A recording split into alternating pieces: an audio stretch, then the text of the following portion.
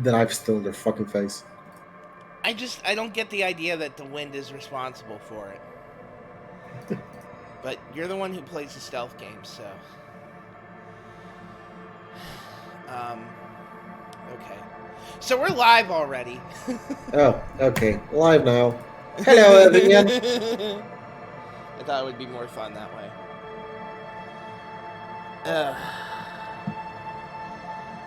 I want to play more Rise.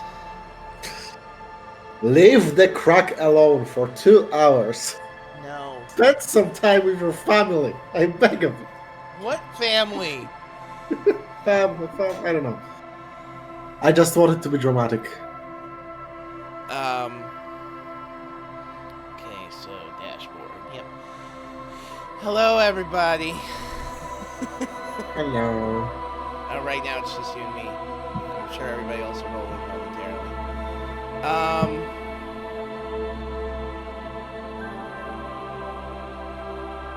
You know, while everybody's rolling in, I'm just gonna play a little Rise. No. Put the pipe down. I wanna play more Monster Hunter. Oh my god. Every time. This is why I'm the host most of the time. This is why Tidu is the responsible one. This is, to As be sudden clear, I have as- never canceled a stream just so I could do something else. Whenever we have canceled a stream, it has been explicitly because shit came up and we had to focus on that. Because real life comes before this, what is presently just a hobby. Yep. But man, I mean, hey, look, 9th season of Apex Legends starts right now. I'm also kind of bummed that we're here. I'm wondering when the PS5 version of that is supposed to drop. Probably this week as well. Considering there is no Kaguya chapter this week because fucking Akasaka needs to play Apex. So there is a 2-week hiatus. Yeah, that's not closing in on its end, but the end is in sight, isn't it?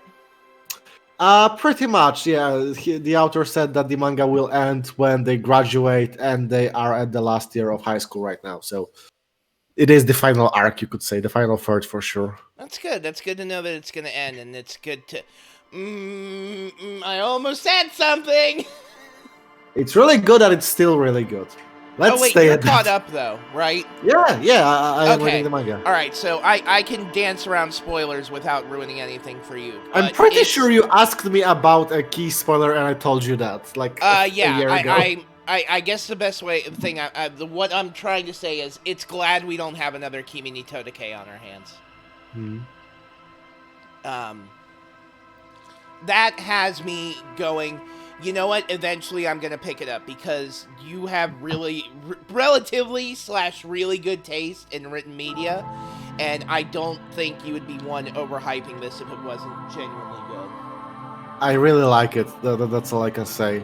Like, I was really apprehensive to start season 1 when everyone was losing their minds over the ending dance, and then I started watching it, was like, shit, it's really good, it's actually really good, oh man, I'm in trouble. I'm surprised that A1 Pictures did such a good job on the adaptation, because I usually expect nothing of them, but it's a real labor of love. It is absolute proof that if their workers, or if their employees are not pushed to their limit, and if they are allowed to have a budget, that shit will get done, and it'll be as good as it could be. Where the fuck is it? Oh, there we go. Hi, Quadrastick. Just as I was about to say, where the fuck is everyone? I'll start a game. Oh man. We've got okay, yeah, users in chat is not loading for me, so yeah, let's just get started. Revachon. Oranje is pronounced Oranje. Klasya is pronounced Klasya. Klasya. It was about the Kaguya adaptation. Yeah. Alright. Oh. What do you want to talk about? I saw you poking around in Lady Driver's lorry. She in trouble? There's gonna be an investigation. It's that bad. Man, what should I do? What should I do to help her? He lets out a whistle, looking at about 10 years older suddenly. Oh, that's a good line. No need for you to do anything. Don't worry, the police are looking into it. Yeah, maybe I should just keep my head down and work on my rhymes while I can. What's the plan with those rhymes anyways? Oh, you know. Tommy Leham's gonna be a musician. Sprechgesang, but with beats. I've got a lot of free time on the road to hone my craft. The thought lightens him up. The correct grammar is Tommy Lahom. Why Tommy Lahom? Tommy Lahm was taken. My real name's Jerry Lafitte. Tommy's way better. He shrugs in what can you do manner. Well, good luck with that, Tommy. Gotta run. Yeah, you too. Be safe, detective. Do, do, do, do, do. So it is currently 5:21 p.m. I Yep. feel like there's time to do a few more things before we wrap for the day. So, and We I just mean, started. God, I fucking hate you so much. And by that I of course mean wrap the in-game day because we're on the precipice of a major narrative beat, if I remember correctly. At the end of day one, yeah. We talked with Joyce. I think we looked at the body. Yeah, everything with Joyce is wrapped up. It needs to be. I didn't talk to the dudes playing that weird marble ball game. Oh yeah, the and I was punk. gonna save that for tomorrow. Actually, I'm saving all the stuff actually about the unionization for tomorrow as well. Take the bug. Oh yeah, I should grab that. You hear the distant squall of seabirds. Frit. If it is. Tools. This plastic bag has Frit sick written on it in dynamic, forceful manner that implies great prices. As you crack it open, a malty gust of air flies into your face. Smells of yeast and beer, a perfect place for tear. Fuck it. Oh, comes with 8 bottles. Yeah, it's good to have that on you because then it lights up when you can pick stuff up. And that's money!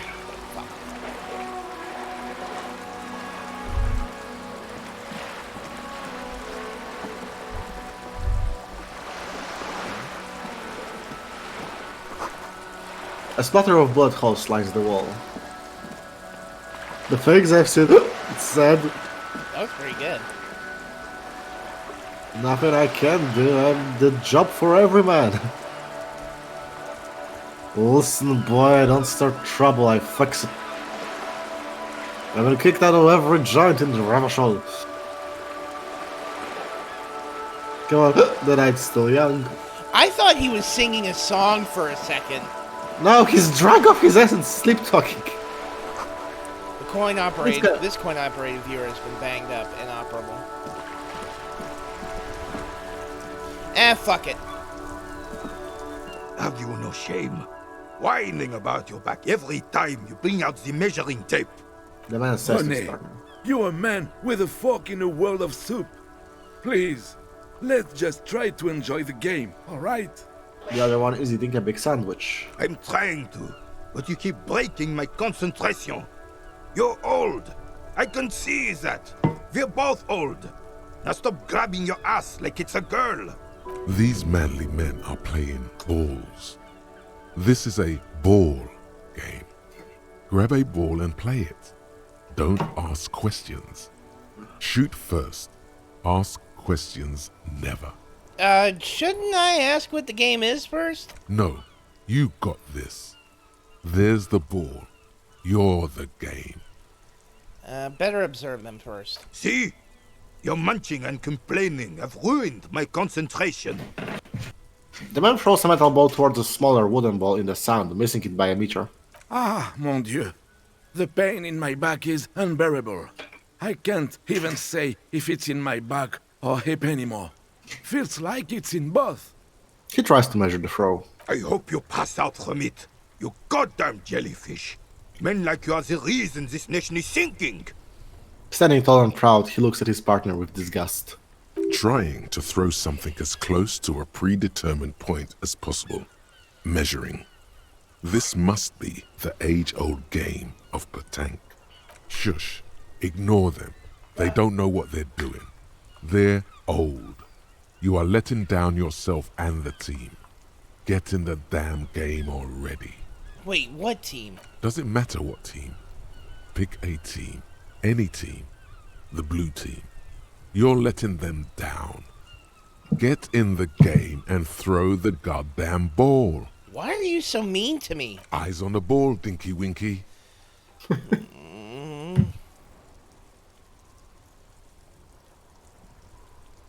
Alright, I'm gonna grab a ball and show them how it's done. Fuck me. Actually, failure here is good. Don't know if you ever succeeded.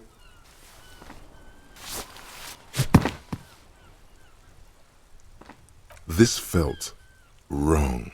Wrong like touching your sister's breast. You threw your sister's breast.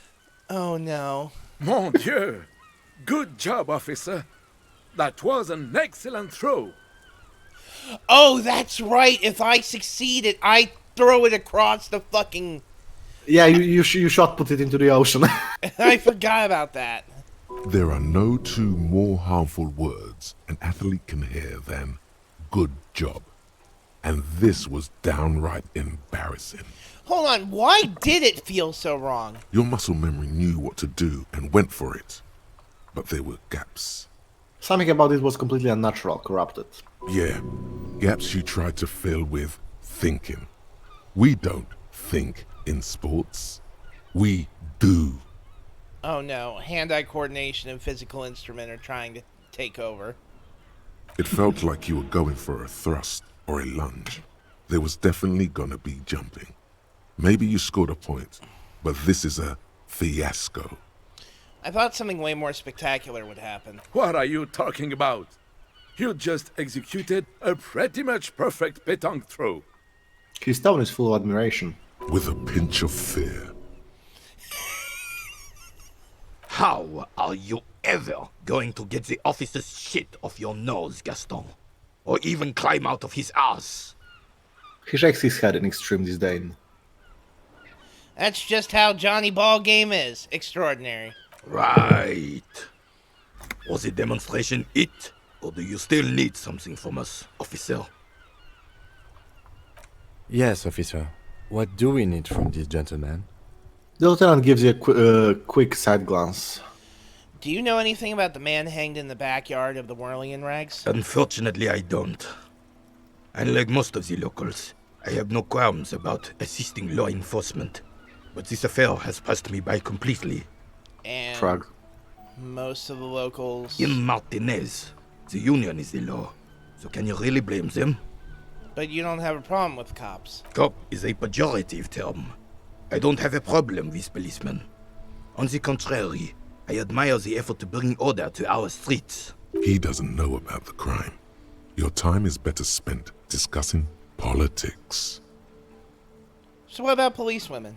I'm confident they are indispensable in regard to all the paperwork and other administrative duties.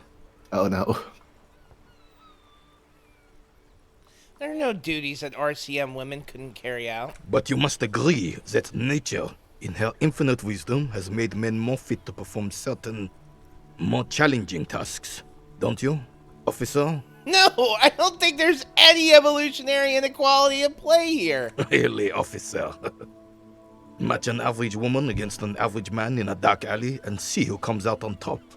Gender equality is a very noble, very modern idea. But in real life, primal roles prevail. But I do not wish to discuss this matter further. Alright, thanks for your time.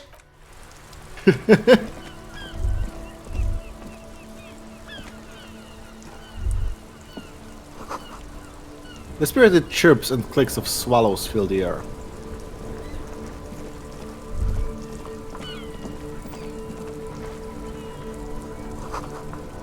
Some great tectonic forces crack the pavement like an eggshell.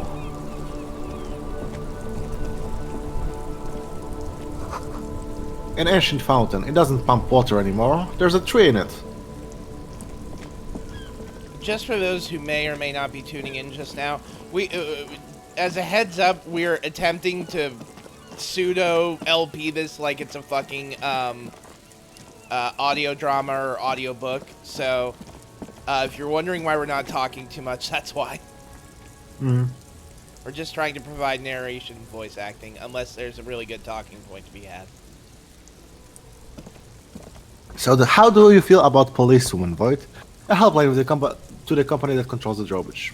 So it's actually funny. I took a criminal justice course in when I was doing dual enrollment when I was about 16 and 17. I was going to the community college that my mom was teaching at, and it was fucking great. It was awesome seeing this fucking hard ass lady cop come in and be like, I have gotten shit done, and there is shit I have gotten done because I am a woman, and because I am a woman, there are advantages that I have been able to take in advancing criminal cases because of it. She worked undercover, busting drug rings, and she was able to have moments where she was using the her gender and the pity card to her advantage to keep herself alive. And there were moments where she was clearly busting her ass, training herself physically and intellectually, where it was like, oh yeah, women probably have to put in more work, but they can do just as good of a job as dudes do in police work. Yeah, but as long as you bust your ass, it doesn't matter much, especially since, guns. Yeah, that but too. Also, it's funny that, like, the ingrained misogyny of most criminal circles that are often sausage fest, like, give her another undercover aspect. That's funny. Go on. I did criminal psychology for a bit before I flunked out of that course of studies, and I have to say, it didn't do anything for my gender views or whatever, let's say, but man, does it ruin your view of like serial killers, because statistically on average, their IQ and like levels of reasoning are shit. Usually people become serial killers because they can't imagine the consequences, not because there are some devilish masterminds. Yeah, the dramatization and glamorizing of serial killers and that kind of stuff, it definitely is, I would say, a problem to an extent. Serial killers are also, like you said, they're low IQ in a lot of ways, because eventually they do get caught. You want to talk about a serial killer that was high IQ? Look at fucking Zodiac. Yeah. That's pretty much all there is at this point. Now he's a U.S. senator, and still they haven't got him. God, don't even get me started on Ted the Killer Cruz, because there's more going on there than just him being a fucking escaped serial killer. Like, man, is that he is the guy who is starting to break my brain on the broken clock is right twice a day shit. Oh, wrong window. There's a logo of the municipality of Revachol. This is the only time I will ever get into politics, but there were moments like a year or two ago where you could almost just be like, yeah, Ted Cruz can be a piece of shit, but he can say some insightful shit every now and then. Huh? No, I was reading the next. Go on.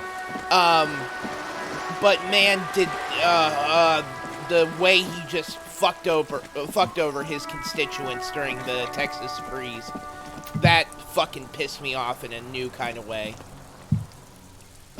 Oh, I think today or yesterday he went out to his way to say, yeah, I'm corrupt, but I will no longer be taking bribes from these woke corporations, which is like, it's not the own you think it is, Dad.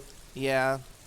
He had a point where he was maybe a chance at showing that conservative and Republicans could maybe be a little less stupid, but no, he's just a piece of shit like most of them.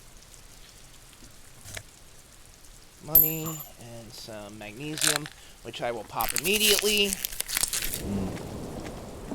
And do a quick save. Actually, what tasks do we have?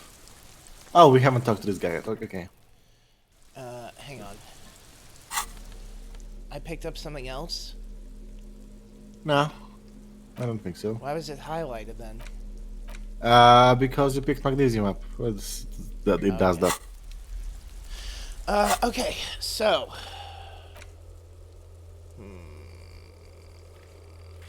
Get the body Axis down, armor. tattoos. Victim's tattoos. Yeah, honestly, considering how much time we still have, you can go and try the harbor and maybe talking to Everett, because getting like a full interview from both sides is a big step anyway. Run the number on the victim's armor. Okay. Oh yeah, we had. Oh no, yeah, we had to do that as well at Kim's car. Yeah, I don't think forgot we're how- getting the body down today. I think we,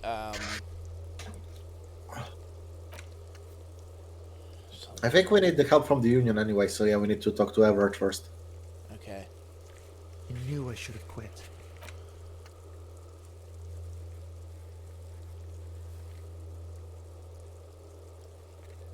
But I already got this done, didn't I? Yep. Pissing competition. Hey, what's that noise down there?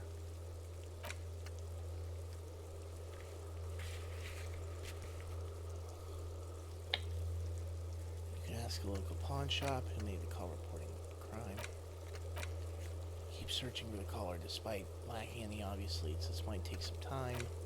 It's been a week No and idea now where you they are. show I might up? encourage you to ask others about the whirling group. Perhaps try a rich person. Rich people are educated. Yeah, you can get reality lowdown from Joyce, which is a nice big info dump about world building. Okay, this stuff can wait until later, though. Let's go get that reality lowdown real quick. Alrighty.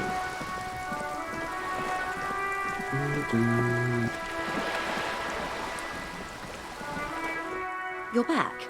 Good. What can I help you with? You seem smart. I need someone to give me a lowdown on this reality we're in. This reality. She pulls her hood closer around her neck. Yes, reality is your side case. An experimental side case. It's related to that medical episode I mentioned. I'm having trouble remembering even the most basic terms of reality. Ah, yes. The episode. Sounds like an acute case of encephalopathy now that I think of it. She puts down her thermal cap and looks at you. Don't be phased, madame. He functions perfectly well. He only needs a lowdown on all of reality. I would like to say that I really appreciate that the building that we've done for Harry so far is that I'm not insane, but something has clearly gone wrong. And I'm otherwise well put together. We may be here a while then.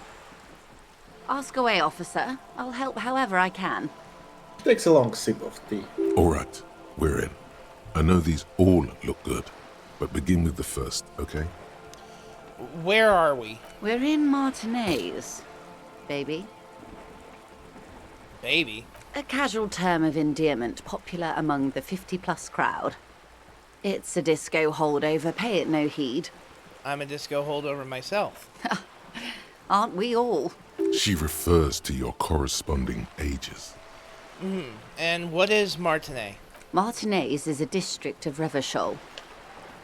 A very small district tucked away near the industrial harbour, north of the 881 and Jamrock. She looks around, her green raincoat flipping in the wind. You would be excused for not knowing about it. Unimportant, they say. Forgotten, even. Shelled to smithereens during the Revolution. It has its charms, just not this time of year. Tell me more about Martinez. I'm not a good ambassador. I've only been here once before, as a teenager. Not a lot has changed. There are ruins, a terminal, fishing boats, reeds, boys with boxy shoulders. She closed her eyes. This Sorry. place used to be a province, a workers' resort before the city swallowed it and the artillery did its work. The reeds are the real star of the show here now. The further down the coast, the wilder it gets. You mentioned a sea. What sea is this? It's not really a sea, it's the Bay of Revachol. And the bay feeds into the ocean. Are we near the ocean? Yes. We're on an island in an ocean. The world's largest body of water. The Insulindic. Known to the early Revacholians as Les Immensités Bleues, the Blue Immensities. Pardon me, just a second. Sure. He couldn't stand the French and had to excuse himself. How much longer must we endure the frog-eating menace polluting our games? Hopefully not for long. I don't know where else to go with the story. I mean, you could just say that you hope Ubisoft burns down someday. I mean, yes, but that's not related to them being French. You know, you're right, because Thunder Lotus is French, and they make perfectly fine products. See? Yeah, the French aren't bad, it's just Ubisoft. Vast, lukewarm, and unknowable, flowing in and out of sight.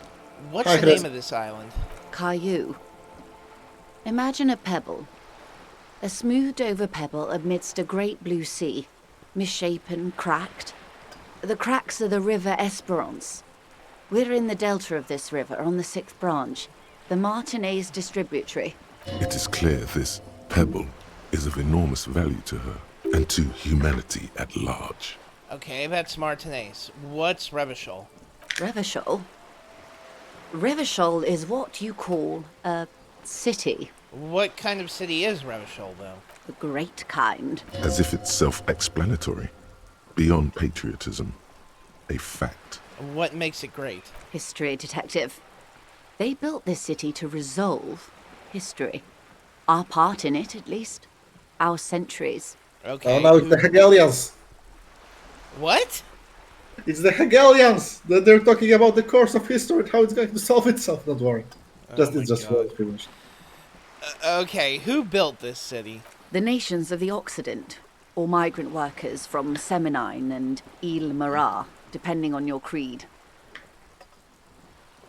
Hi, Chris. Thanks for joining us today. When was Revachol built? In the DeLorean century. 380 years ago. It's not slaves, it's migrant workers. What don't you get? Eh, They were paid really well by the standards of their nations. Excuse me. And why will it resolve history? They say it's where the terrible questions of our time will be answered. The tensions are highest, the fault lines deepest. By that I mean conflicts. Ideological conflicts. The stuff of men. Why here? We are standing on a fertile, self-sufficient island able to sustain up to 200 million people in the middle of the Insulindic Ocean, the world's connective tissue. It's where the money is. So, we're in an unimportant part of an important place. I think it's fair to say so. Martinez is about She points across the water where the skyscrapers are. Rice. 22 kilometers from the center of the world. That soldering iron is the bank of the world building. The bottom floors are Insiacom. Coalition government, Insulindian Mission Command. I look to the sea. Silence. She lowers her hand. The water, the light. It's as though you're seeing it for the first time. Okay, I am really glad we didn't miss what I'm sure is about to be a really good scene. There is no recognition, only the immensity of the sea and the cold radiating from it. Where?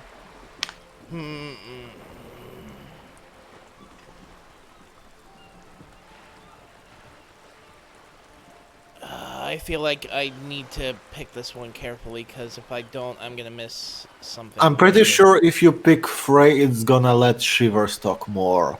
1 and 2, Joyce is gonna start talking again. Yeah, So and I want to let Shivers talk more.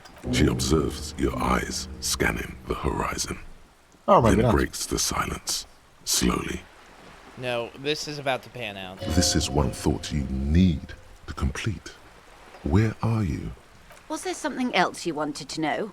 I remember something about a lowdown. I wonder if I wouldn't have gained that thought if I hadn't done that.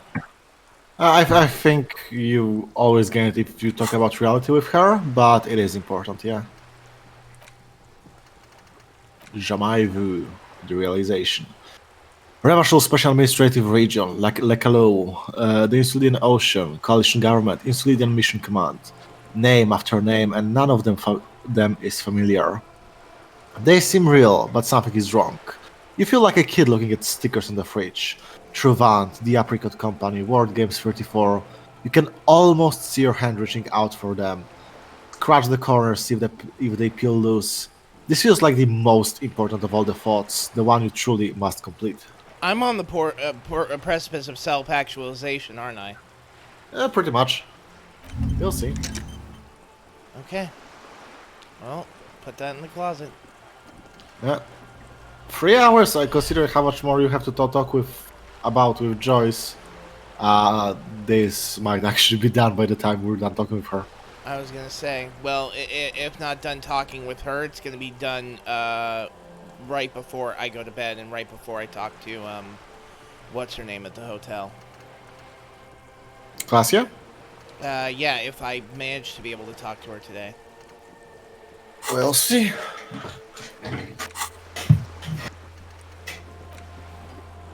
Joyce is rich and willing to answer your questions. Ask one. This has been informative. Thank you, ma'am. I'm sure my memory-impaired partner has many more questions to ask about even more fundamental aspects of reality. This is great. I didn't know that Kim was going to do this completely devoid of irony or pity. He's being completely sincere, and I love it. Might I suggest not asking them all right now? Ma'am, Messier will be here later too, and tomorrow. Isn't that true, ma'am? Absolutely. My commitment here is long-term. So, do you want more info dumping or do you want to go on? It's basically just that. The game you know what? Hey, you can return here. Since Kim is urging me to do it another day, as in, like, he wants to hear it, but he is thinking maybe it might be too much of an overload right now, I'm thinking that's the writers in the game trying to speak to me, hey, maybe wait a minute and reel it in just a bit. Maybe. So I am going to take that advice. Thank you, Kim. You're right, Lieutenant. I'll continue later. It's better not to eat all your candy at once. Fuck you, game. That's a great line. Indeed. I'm always at your service. All right. And I'm also thinking they were trying to tell me that because if I come back later, I might be able to pass these legendary and impossible checks. Mayhaps. As I said, the white checks you can always return to if you get a new bonus or bump that skill up. Right. That's all for now. Glad to have been of assistance. The little that I know. Anything else? I actually have a photo of the victim's tattoos I'd like you to take a look at. She reaches for the photo, takes it, then holds it in her hand for about half a minute in silence. It was taken with a trigette not long ago. This is the man's upper body. There were no more markings on his hands or legs. I stay quiet and observe Joyce's expressions. Her mouth is relaxed. The accordion lines near her mouth vanish. The pearls of her eyes move slowly on the photo's surface. What do you think, miss? Sorry. I was trying to see if I can read the web of interdependencies between these points. The stars. She points to one on the photo paper. I can't. But that's how you read this story. The points themselves don't have letters, numbers, anything. Their size, location on the body, and distance from each other tells you what they represent. Like stars in the sky. Close. Port cities. This is an Oronese map of the waterways, a sailor's tattoo worn by wayfarers of the Dolorian century. Over 300 years ago, the sailors would mark their bodies to map their travels. What is the use of this map? The sailor's soul would use it to fly back home if they should die abroad. This is a sort of contraption to be reeled back in by. The silver cord, they would call it. What travels did the dead man make? Quite a few. Vredefort, the Oronese capital, traditionally stands on the right shoulder. He started somewhere near here, I think. She points to it on the photo. What next? Then he made his way to the Pretto Grande, through what I think must be the Stutz Canal, an artificial channel through the Occident. From the Pretto, he sailed to the Insulindic Ocean, first the Semnes Islands, then this. She points to his heart. What is that? Revachol. Those are the two constants. Vredefort on the shoulder, and Revachol in the heart. They started the tradition of these maps right after the discovery of Insulinde, at the dawn of the Interinsulary Age. The old world passing by, and the new world already here. You said you can't read it. I can't. This man was no sailor, and these are no ports. I can understand geographic fragments, but not their meaning. Who could tell me more, perhaps? His platoon members? The other contractors. Though I do not suggest you go and show them that picture. This man was their friend and comrade. You wouldn't even know where to start. That's all for the tattoos. Thanks for your help. Is there anything else I can help you with? No, I think that'll be it. Thank you for the help. I mean, I guess we can ask about her company and the strike later, because we did the quest about the drugs. So we have her full cooperation now. Yep. Oh, hot damn. Drugs.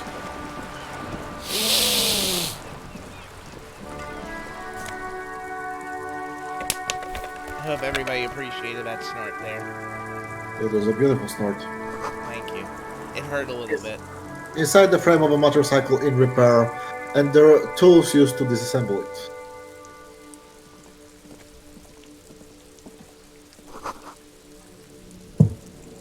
Cape Side Side Apartments. Rue de Saint-Gelin, roundabout north. Cheese Lane? Maybe. I don't speak French, I'm afraid. French? Is that what you said? French. François. This is a wall on the side of an apartment building. Why am I looking at this wall? You have no clue. It's just a wall. Oh well. So many walls all over Martinaise, weather-worn, cracked, their paint peeling.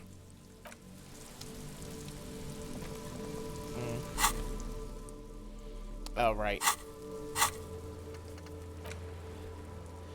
Let's get another about the tattoos possible meanings.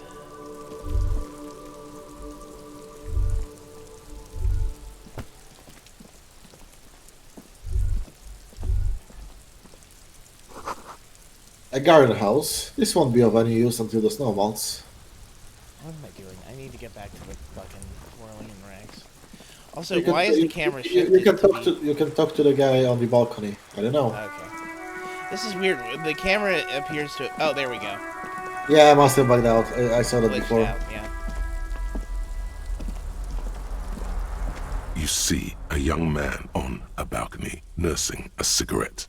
His eyes have been following you for a while. Not looking for any trouble, officer. He says in a quiet voice. Despite the cold, his shirt hangs unbuttoned on his frame. No trouble from me. I just want to know what's going on here. I don't want to be seen talking to the gendarmerie, if that's okay. I just want to finish my cigarette. It's the god of cigarettes and youth. Ask him if he's got anything to spare. Don't let him go. This could be your witness. The balcony has a great view of the whole thing. Hold on, can I at least have a cigarette if you don't mind? Apologies, but this is my last one. He takes another drag and shivers. The god himself has denied you absolution. Can't you just, toss that one down? I'm not sure that's a good idea. Shut up and throw it, kid! I'm not throwing anything. There's no way you'd catch that cigarette anyway. What, really? Yes, really. Don't even try. You'll just embarrass yourself. I'm sorry, you're right. That was a bad idea. Forget I said anything. As you wish. He takes another drag. Actually, the gendarmerie really needs to talk to you. Is it really that important? He asks you, adjusting his shirt. Like a nervous cat, he keeps stealing looks at the neighboring windows. All right, but make it quick. Once I finish this cigarette, I have to run. Looks like you got a good view of the Whirling's backyard. Can you tell me anything about the hanging? I'd even go so far as to say that the view is a little too good, my dear gendarme. Do you have an estimate of when the body will be taken away? We will remove the body as soon as possible. Now tell us, where were you last Sunday? Oh. You already asked me that, didn't you? He waves lazily with his cigarette. Wait, is someone else investigating the lynching? Did I? No, not you. Some more muscular type. And when did you speak to this more muscular gentleman? The lieutenant takes out his little blue notebook and writes something down. Last week? I don't know. Look. He looks around the courtyard again. Snow blankets the old patio chairs and dead house plants, and all the neighboring windows are black. A downy blanket of white to cover up the miserable poverty of the scene. You didn't answer the question. What were you doing last Sunday? I had a friend over. What kind of friend? It was my Sunday friend. A Sunday friend. How intriguing. What's your friend's real name? Did he see something? He doesn't reply, gesturing no with his cigarette. Under the grey sky, snow continues to pile on the neighboring windowsills. Someone hides behind a curtain. Those windows have eyes, and those eyes are watching, spying on you three. Can you tell me your name? My name? My name is Martin Martinez. That's definitely not his real name. You're not actually called Martin Martinez, are you? No, of course not. Could you please lower your voice? He scans the courtyard. It's sad like the bottom of a well, every sound captured and reflected back. Alright, we'll talk later. No. We won't. He takes one last drag of his cigarette before stabbing it out on the balcony. Now, if you'll excuse me, I really need to get going. Hold on, just stay here for a second. This isn't Nice. the pencil time for questions. Thank you. Who knows? Was who that a might be critical watching from the success? distance, Yes. hidden behind the curtains. For a moment, the man on the balcony seems almost vulnerable. Something moves in the depths of his feline eyes, compassion and a hint of understanding. Listen, I am just trying to make things okay again. Can we meet again somewhere else? I am sorry, but I really don't have the information you're looking for. Sorry. It's okay. Yeah. His voice is soft and deliberate. With a flick of his wrist, he sends the cigarette butt sailing over the rail. Welcome to doing audiobooks live, everybody. We hope you understand. I am. Hold on. What's that? For a split second, his hand lingers, as though gesturing towards a stone placed right next to the front door. You were going to say something? I'm getting into the French spirit of things by eating a block of cheese. Ah, I gotcha. It's a sign. Good luck with the investigation. He walks away.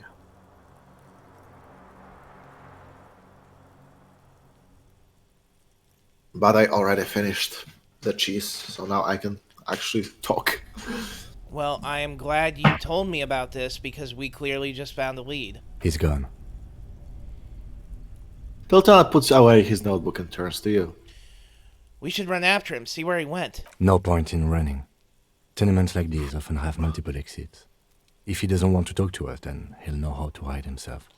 You're right. He probably didn't have anything important to say anyway. He could be a witness. Him or his Sunday friend. Either way, we need to look into that muscular type who's asking about our case. He did leave us a sign. Did you see that? He wanted to draw our attention to that stone right over there. Lieutenant nods towards a small rock on a soggy patch of grass. If we find a way inside the building, we can ask around for his apartment.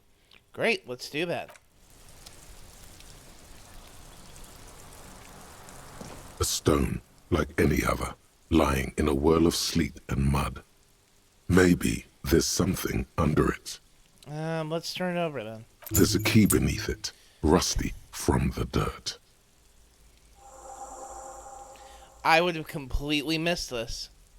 Well, Interesting. it's a guy at the balcony that overlooks the courtyard. I thought you should know it's important. Yeah, I'm. Thank you for letting me know about it, and thank God I passed that check. This must be for the front door. Pity doesn't have the apartment number on it. This building has many apartments, and the man can be in any of them. How are we gonna find the right one? We'll just have to go in and see. I put the stone back and we leave.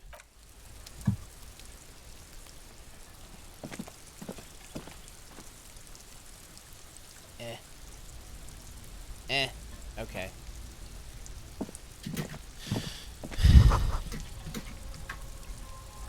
Chairs and tables eaten by rain and rot.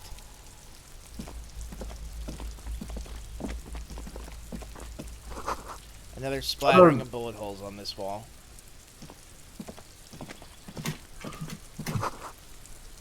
Just a closed door, but you look at it suspiciously.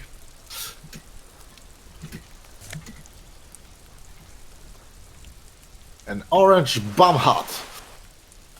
And some nosepad.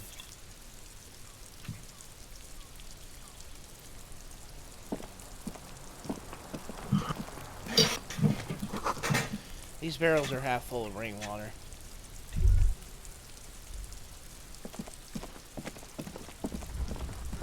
So there's the door you can open with the key. I think you can also go into over here as well. I was gonna say, we'll say another thing to save for tomorrow. Hey, you still got 3 hours. It's odd, but you can also visit the bookshop or go to the docks. There's a lot of time. There's I a lot. want to talk to this girl because I have done that in my other play at this, and talking to her makes me depressed. Why is that, sir? I don't want to talk about it. There are aspects of her that hit a little close to home in terms of... Also, you can use the kinema to ask about the armor numbers, since you got that. Oh, yeah. Inside, you see a set of steering levers, a radio microphone, a pull-out toolbox, and the soft glow of the fuel preheater gauge. I pick up the radio again. This is Precinct 57. How may I assist you? Could you run a serial number from a pair of armored boots for me? Sure, officer. What's the number? And the make of the armor, if you know it. E50 decimal .100.1000. The make and model of the armor is Fairweather T500/VE. Got it. I'll contact the ICP database immediately. Call back tomorrow. Hopefully they'll have dug up something useful by then. Alright, I'm done with the radio for now. 57th, over and out.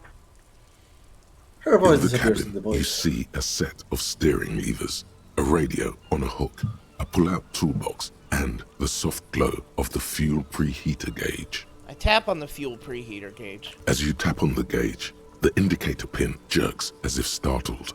It's in the large orange sector, indicating the engine is warm. Next to the gauge is a red switch labeled heat. Now, that's enough fun with the foldable headlights. I know they are mesmerizing. They are also fragile. I'm not going to turn it on for you again. I close the door. Slam. Alright, well, we did that. What were the other things you were suggesting to do? You can try to go to the docks. You can go to the bookshop, as I said. That's about it, honestly, I think, for the time being. Day Trying one to is kill always time very... until it hits 7 p.m. so that way we can talk with the union and a whole bunch of other stuff. The day ends at like 9 p.m. Game. Oh, so... really? Okay. Yeah. Alright, so we still got time to kill. Yeah. Hey, more nosepad. Everything is good here. Oh, most people settle for bed after 2100 or not long after. At night, the streets are empty here. By 2 a.m., everyone is asleep. Yeah, there we go. Hello. Oh yeah, we weren't here. That's right. It's not often that I see officers from the RCM in my pawn shop. The man at the counter turns to you slowly. What can I do for you? Yeah. His courtesy is not insincere, but he prefers being alone with his projector, just watching the movement of light across the walls of the shop. Sorry, I feel like I'm interrupting you. Oh no, not at all. I guess I haven't had many customers lately. RCM or otherwise. He flashes a smile. Who are your customers usually? All kinds of people come through here. Locals, travelers, people looking for a deal, people looking for a keepsake. People who are terminally bored. As you can see, I have a wide selection of goods for everyone to choose from. Quite the collection indeed. It keeps me entertained. His attention is drawn once more to the play of light and shadow on the wall behind you. Entertained? He might be high. If he is, on what? By the way, do you happen to have any guns like the ones carried by the officers of the Citizens Militia? Someone else came here earlier today asking the same question. I promptly sold her the gun you pawned a couple days back. No!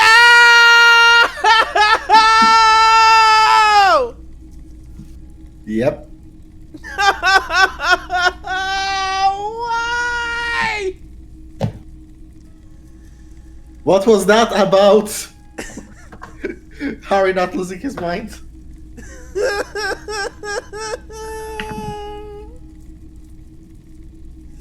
Harry isn't losing his mind, but his fucking pilot is. Because I was not piloting when this happened.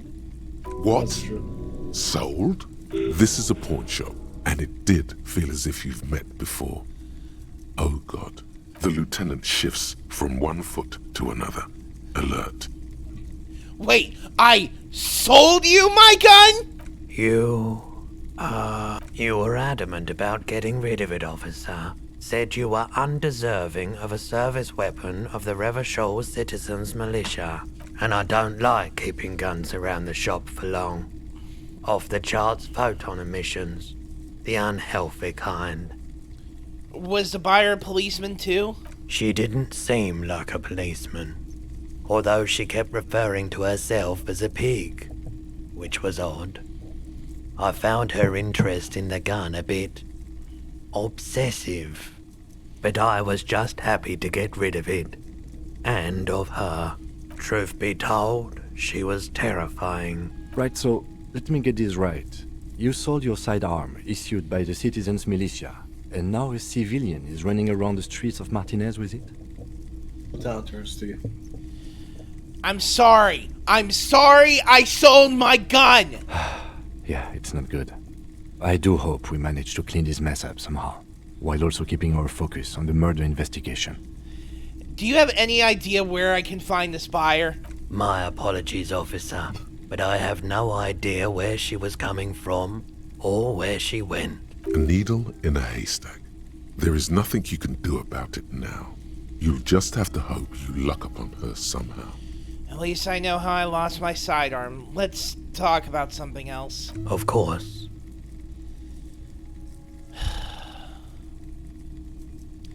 You might be able to aid in our investigation. I doubt it, but I can try and answer any questions you may have.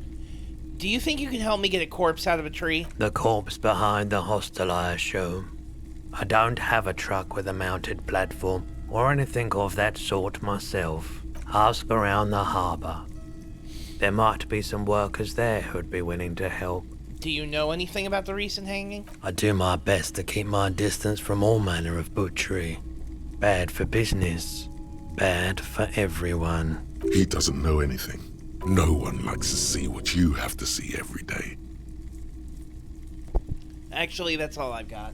The pawnbroker's gaze is already fixed on the dancing colors.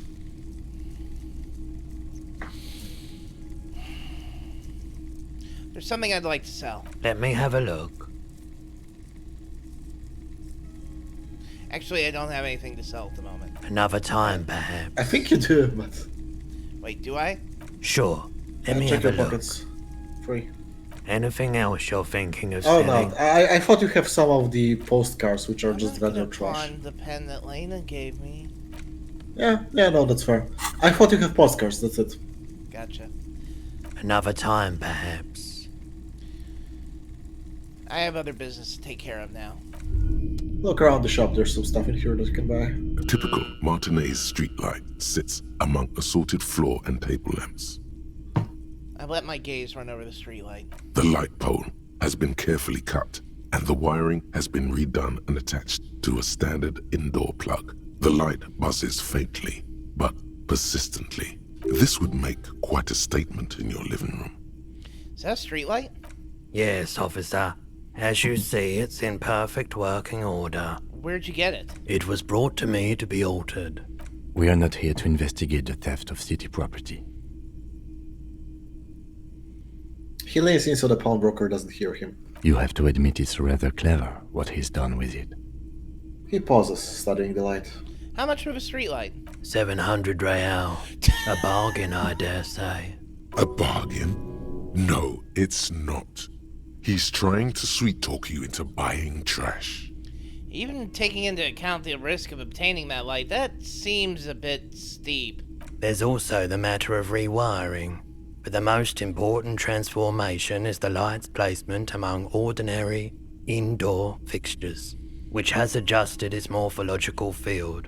The light became suitable for use inside the home just a few days ago. And there's nothing else I need to know about the light. It's silly. We've got a thought. Hey, so we've been monitoring you internally, and now we know your capo type. Wait, there are capo types? Yes. Guess what's yours? Some kind of weapon cop? No, you're the sorry cop. The cop who's sorriest. Let's make it official then, shall we? Okay, but what are the other capo types? Oh, you know. Apocalypse, Superstellar, the advanced interesting cop, Liquid Shadow cop. But you're too sorry to say those things. So, here we go? Capo types are not exclusive, right? No, they're not. So I could be both a sorry cop and the advanced interesting cop if I wanted to be. Yes. Won't the other capo types be jealous? What? Jealous of the sorry cop? I think they'll be fine. Don't worry. They'll be super fine. It'll be totally okay. You can dual capo type from sorry to anything. Oh, okay. There you I'm sorry. Of course you are. It's okay.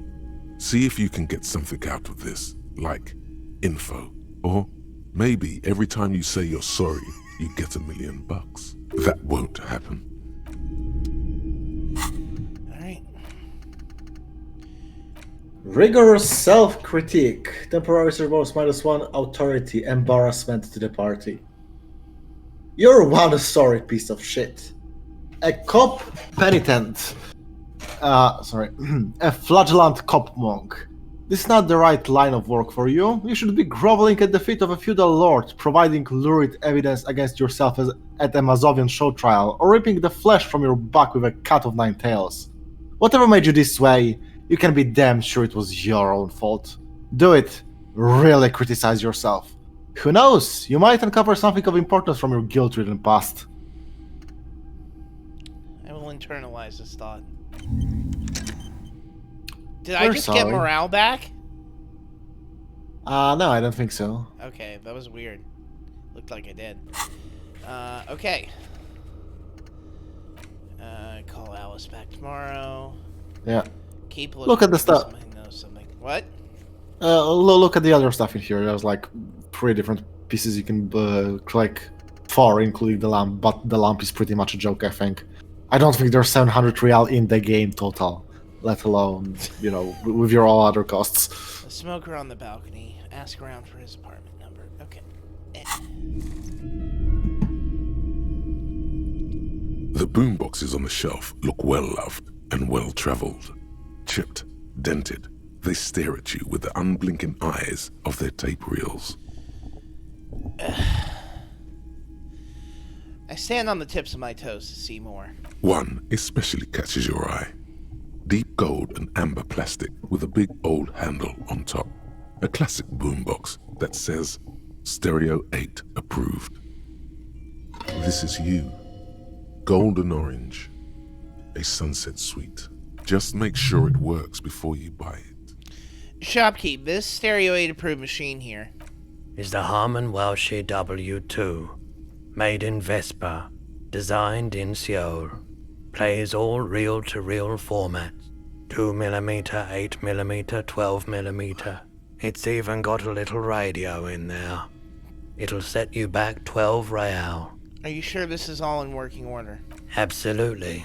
I've tested each one myself with recordings of speech, found sounds and music from a variety of genres. Even though I don't really like music. He grimaces.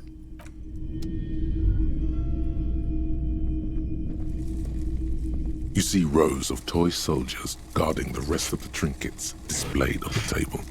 Some on horseback, others in rags, others yet in bright blue uniforms. All are stern and unyielding in their duty. Oh no, we've entered a fucking tabletop shop!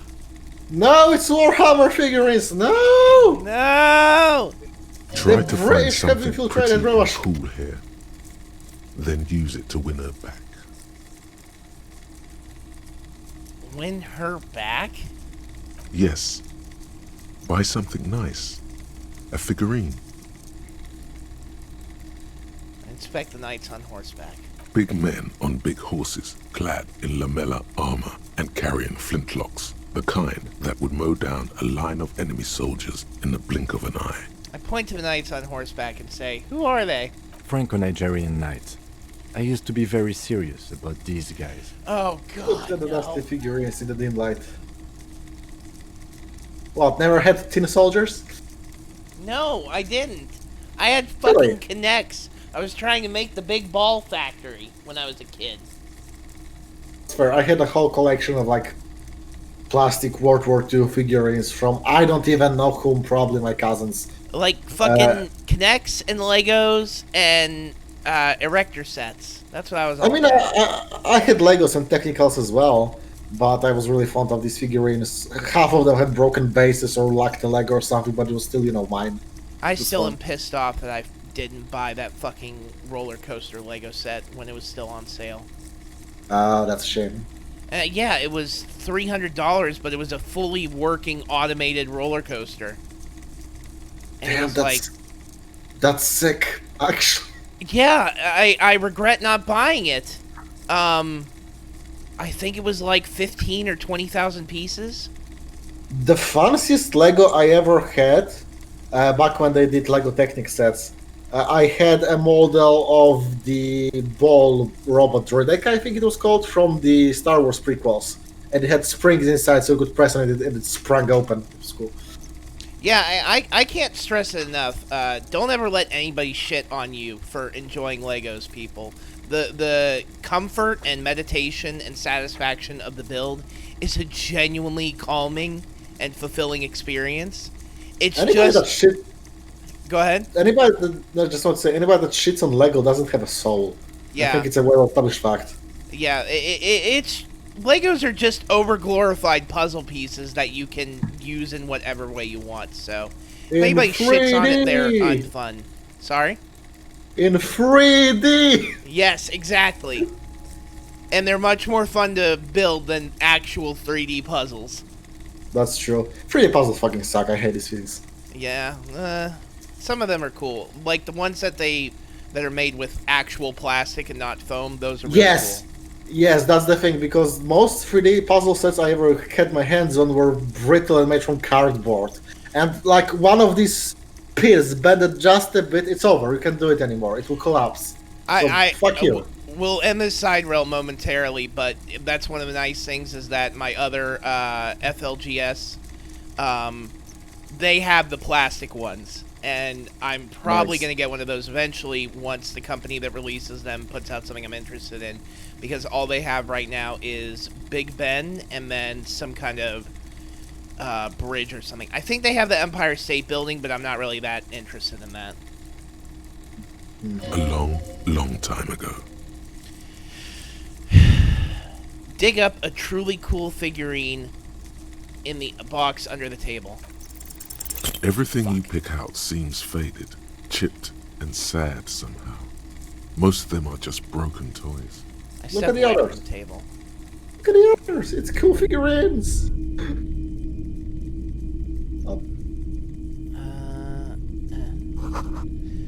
A bust of a woman. The plaque simply says "they."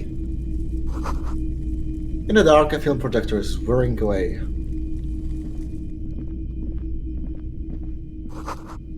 Mostly military wear with a few more eccentric fashions thrown in. Oh, we have low perception, so you can't pick the clothes up. Oh, that's sad. I could really go for fucking lemon sorbet right now. Lemon sorbet sounds good. What I'm really... some kind of machine, an antique cash register. What I've been craving for the past few months is matcha creme brulee. But making that is a pain in the ass and it's expensive to buy in a restaurant, so... I still have hot chocolate bombs that I bought from my grocery store like over a month ago that I need to use. Wait, how do you use chocolate bombs? What are chocolate bombs? So you boil some milk, and then you put the milk in a mug, and then you carefully, to make it not splash, drop the hot chocolate bomb in it. Oh! So it's cocoa, but in a form of a ball. Okay. Yep, and the ball melts, and it turns the milk into hot chocolate. We have, like straws with chocolate pellets in that. I bought those once, I drank through it, and I was like, wait, why won't I just make hot chocolate? this is much easier. Those things are absolute shit. And cheaper.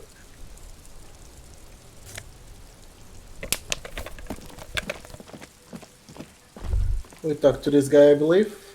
Oh yeah, we did. Gave you salami. Salame.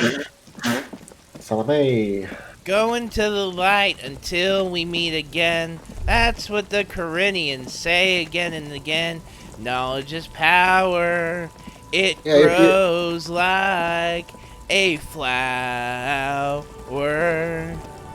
There's a pile of cheap sunglasses in a small box. Oh wait, I've already looked. You like sunglasses, officer? I've got stylish shades, huh? No. They'd be even more stylish if you paid for them with net worth. Go over and ask him. I try the shades on. Abort. These are hideous. What's more, they don't even fit your face. You can feel them pinching your nose and chafing against your brow. Damn, officer! You look like a mega secret spy. Very secret. Okay, They're I don't perfect care. for concealing your bloodshot on bag. No, you are definitely not buying those. The lieutenant gently removes the glass from your face, setting you free again. You're right, I'm too sensible for those. Are you sure? But they look so good on you. No, I'm gonna leave. I just thought it was a box to interact with. I didn't think it was gonna be a fucking purchase. I wasn't paying attention. Not a fan of sunglasses, eh? You don't want to be a super secret spy. I would rather have transitions. And I would rather transition than put on sunglasses. All our transitions. Transition lenses. So Do you not know what those are? I'm not familiar with the concept in English. Are these those that when the sun hits them, they turn dark? Yep. Okay. We'll talk to that lady. Go north if you want to go to the harbor, because I don't think there's much else to do here right now, and we need to kill some time. Okay. Let's pick a fight.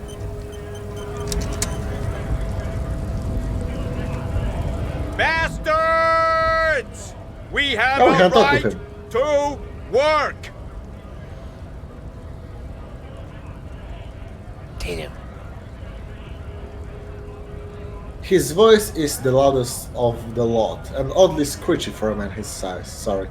I was perplexed that we haven't talked with him before. Yeah. What's going on here? Hold up and stay frosty, everyone. Cops are here. The broad-shouldered alpha male turns to you. He's a full head taller than everybody else here. You here to fuck with us? Beat the honest worker down. No. Good. We're fighting for a cause here. Right to work! Right to work! She Besides, chants at the gates. we're not that different. It helps if people see us talking, cops and strikebreakers together. Shows authorities are on our side. Builds confidence. What kind of cause are we talking about? Rights of people. Rights of workers. To have gainful employment. To make a salary.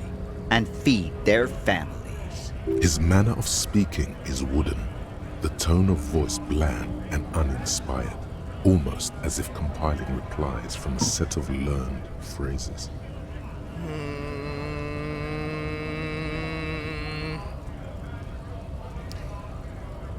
I don't think I've chosen any sides yet. Might be time.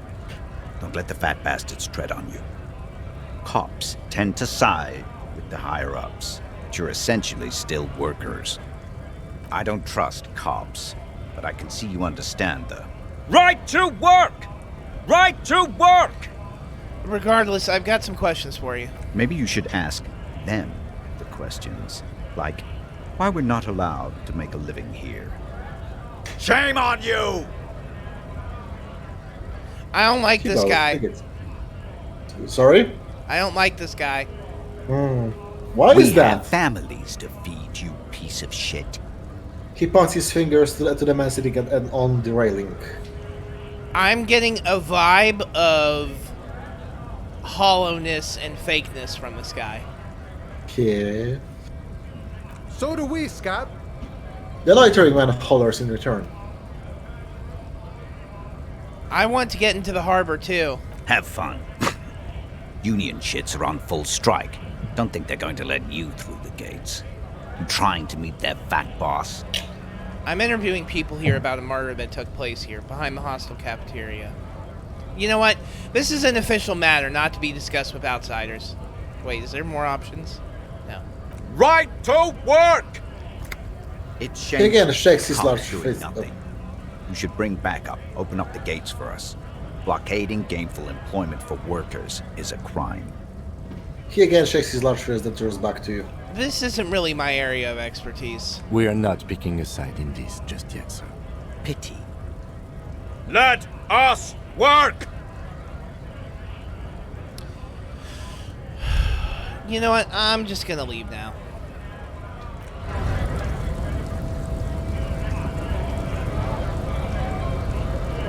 That is the mañana. Call him mañana. Scott? Which means call me tomorrow.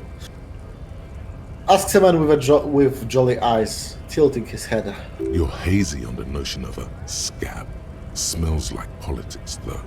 Maybe it's got something to do with the flask he reaches for from time to time. What did he just call you? Oh no, not this again. You just got away from that fucking kid. What the fuck, Half-Light? Half-Light is your panic response. And people who are very panicky tend to think of stupid shit and then they're always at risk. Sorry. I'm not a scab, I'm a cop. I was just messing with you. Oh. No one's ever seen a cop scab. His smile deepens his wrinkles even more. Imagine, you cops going on a strike, but then another cop comes in and says, let us cop for less money. Speaking of, what brings the RCM here? To the Wild North? Come to see the strife? I've come to Martinez investigating a murder. Murder, huh? That sounds like a lot of hard work. You'd never see me investigating a murder. Maybe you want to help me solve it by telling me who did it? Of course, Policia. It wasn't me. You can rule me out. Easier that way. He gives you a He slice smile. didn't do it. It's the truth. I was looking for assistance with the dead body situation, actually. Body still hanging in the tree? Hey, that's a rough pickle. Can't help you with that, sorry. Don't worry about it. I'm not really an admirer of dead bodies. Might be someone else from the Union can render assistance. He shrugs. Does that mean you can let me through the gate? I don't operate in that capacity. I'm not a granter of passage. The passage grants itself. He takes a swig and All points up to so the stairs. simple. Why don't the strikebreakers just go up the stairs? It's that simple. I just walk in, Aye. Walk right past Measurehead and go in. Measurehead. Yeah, the 2.5 meter tall Semini supremacist there.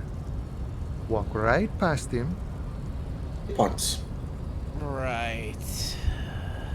then press the button to unlock the door, Uh-huh. then go past him again, Uh-huh. and you enter the arbor through the office. Está. So you're saying it's actually quite difficult. Don't worry, I'm sure it's not completely impossible. For example, you could best Measurehead in a physical confrontation. Or you could convert to a Semini supremacist worldview. Or, maybe it actually is completely impossible. Has He's anyone strong, ever he's bested muscles. him in a physical confrontation? Not yet, no. He's incredibly strong. He Nothing fixes a his couple of eyes. solid hooks from Dexter and Sinister won't fix. Have any scabs tried converting to his worldview? Jean-Luc himself would say the philosophy has proven overly heroic for the scabs to convert to. Not enough intuition. Got it. One more thing. Sure. I'm a bit short on money right now. Can you give me some of it? Sure thing, my friend. I can help you out. Thanks. He flips a coin towards The you. coin narrowly slips by your outstretched fingers and falls to the ground. Oh, I'm sorry. Didn't mean to throw it like that. It's a thing we harbor folk do, passing around cargo and such. Was not meant as provocation or ridicule. Lieutenant look himself. Kitsuragi picks up the coin and hands it to you. Thanks, Kim. Right, always glad to help out the RCM. We're on the same branch, you and I. Humans, I mean, not slithering scabs. What's the strike about anyways? You know, serious business. I'm sure the big boss will be glad to tell you. You'll have to ask him first. He's a chatty guy. Wants to talk about the strike. Return once you've met the union boss and are on a better footing with the organization. Nice talking with you. I gotta get going. Alright, I need to go talk to the union leader. Yep. You need to go up and go past Measurehead to enter. There's also an alternative way, but I don't know if we discovered it. So, have you talked to Measurehead on your first playthrough? Yes. So this won't come as a surprise. Ready? Yeah, this is... I have an idea. There's a reason I quick-saved. Your body betrays your degeneracy. Yeah, Measurehead. His body totally betrays his degeneracy. The young woman at the giant's side agrees. I say nothing and size him up first. Are you admiring my morphophysiology? A ripple of muscle passes underneath his skin. He lets you look. It must be frightening to stand in the shadow of this racial pinnacle.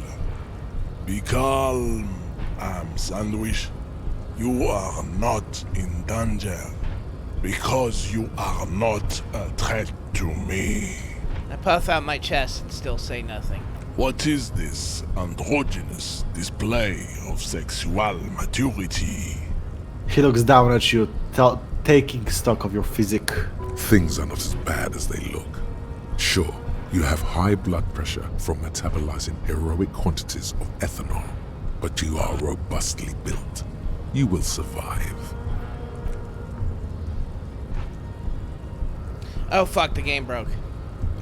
I can see you were once an athlete, then deteriorated in your 20s. It is typical of your haplogroup. Let's blame the failed education system and leniency towards degenerates in your homeland. Jean-Luc, his body is betraying his degeneracy pretty hard. Maybe you can ask him to leave. She holds her nose. My body is unimportant. I'm with the police and we need to get into the harbor. That is precisely the negligence that has led you to succumb to Al Ghul. His face contorts in disgust as if he were smelling a dead rat. You reek of it. An invisible sword of Al Ghul emerges from your throat. You cannot see it, but others can. It is making the woman in my company sick. You're right. I'm an alcoholic, and I need that dead body to no longer be in the tree. No, you don't. You need to get another drink. Occidental Haplogroup B4 is done giving orders around here.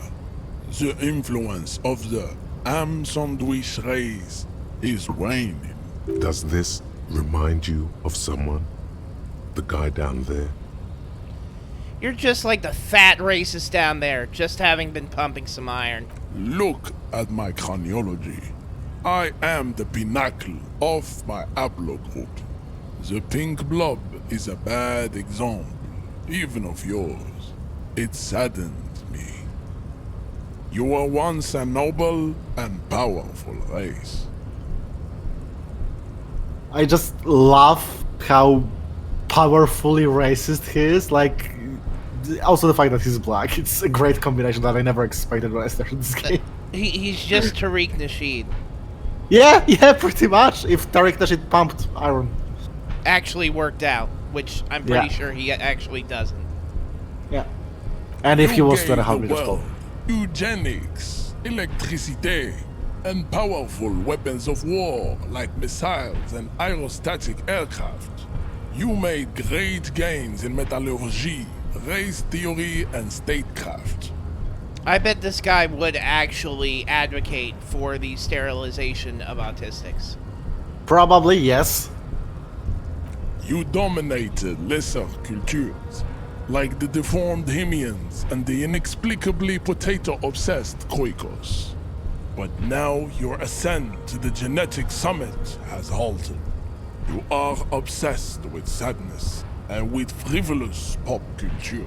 Excuse me, but the potato is the building block of life. You sound like a Khoiko, which is a Slav in this setting, I suppose. Of fucking course it is. Listen, I'm Scottish-Irish in my heritage, so I'm only 6 degrees of separation from you, Tito. That's true. We are bonded by potato. That is why, when I get drunk, I don't turn into an asshole. I turn into a slap-happy, sleepy boy. You will be superseded. Isn't that right, babe?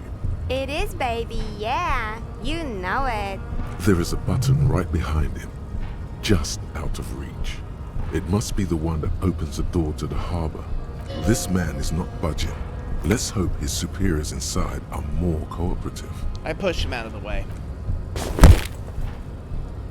That is right. You should leave the stage of history with dignity by inviting the other races to a great world war. Bring your troops to the Seminine Islands and to Boogie Street, and we will pulverize you. When you are gone, we will build a museum for you. The walls will be lined with bottles of Al Ghul, your beloved beverage.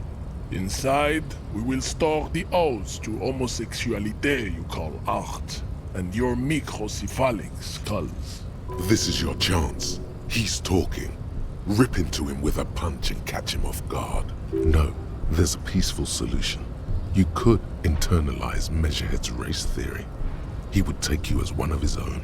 I like the punching idea more. Do it now.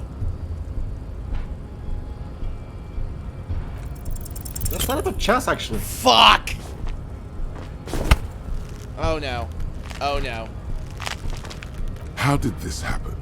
Your little Don't. fist Roll is in it his over. giant You won't hand. die. You've got a lot of HP. Squeezing it. It hurts. You must be out of your mind, degenerate drunk. Say it. I am a degenerate alcoholic. Fuck you! Your fist cracks in his hand like a ripe apple. Pain shoots up into your brain as he's twisting it more and more. The words to the song have changed. Say, I am a violent drunk. No, I won't fucking say anything. Your hand twists in his grip and the pain blinds you. Still, you press the words out of your swollen mouth. Good. Now leave before you humiliate your homoerotic organization any further. I don't know if you noticed, but Kim absolutely reached for a gun there in the bag. I was wondering what that motion was up there. Shit, that would have been great. Kim, does that change depending on Kim's relationship with me? And you are an officer of the RCM. It's Esprit de Corps at the very beginning said he would die for you even if he never met you, just because you're half brothers, basically. Fucking sick, man. Kim was ready to fucking shoot a dude for me. That's awesome. Kim's great. Alright. Yeah, we're gonna have to. We still need to get into the harbor. We need help with the tree situation.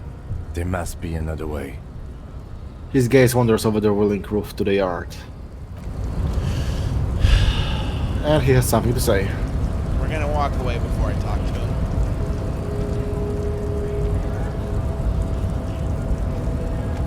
I'd appreciate it if you didn't force us into situations where I may have to shoot random civilians, because that won't get us anywhere.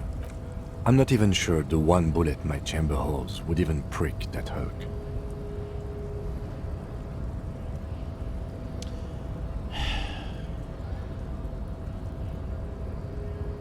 Okay, I was trying to assert my dominance over him. We are not here on some political quest. We are here to solve a crime. Don't make the situation any more volatile than it already is. How else are we gonna get through the gates? There must be some other way. Let's go see the yard again. It faces the other end of the harbor. We're done with Measurehead here. Alright, fine. I won't do it again. Let's think of something else. You want a pro tip? Sure. Talk to the scab leader now.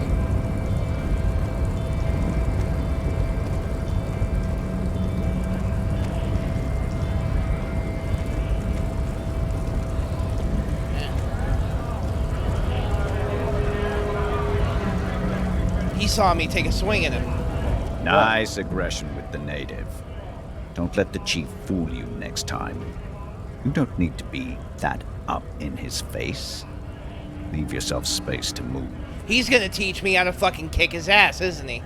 Oh, yeah. Not bad advice, actually. This might do the trick. Let's talk about our right to work.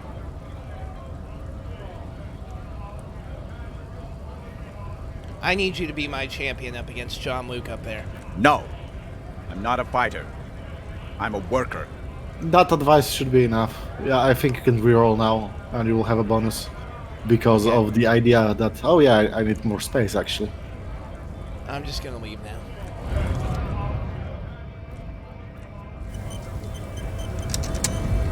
Worst case scenario, we will find another way in. That was a 42% chance. I shouldn't pass that.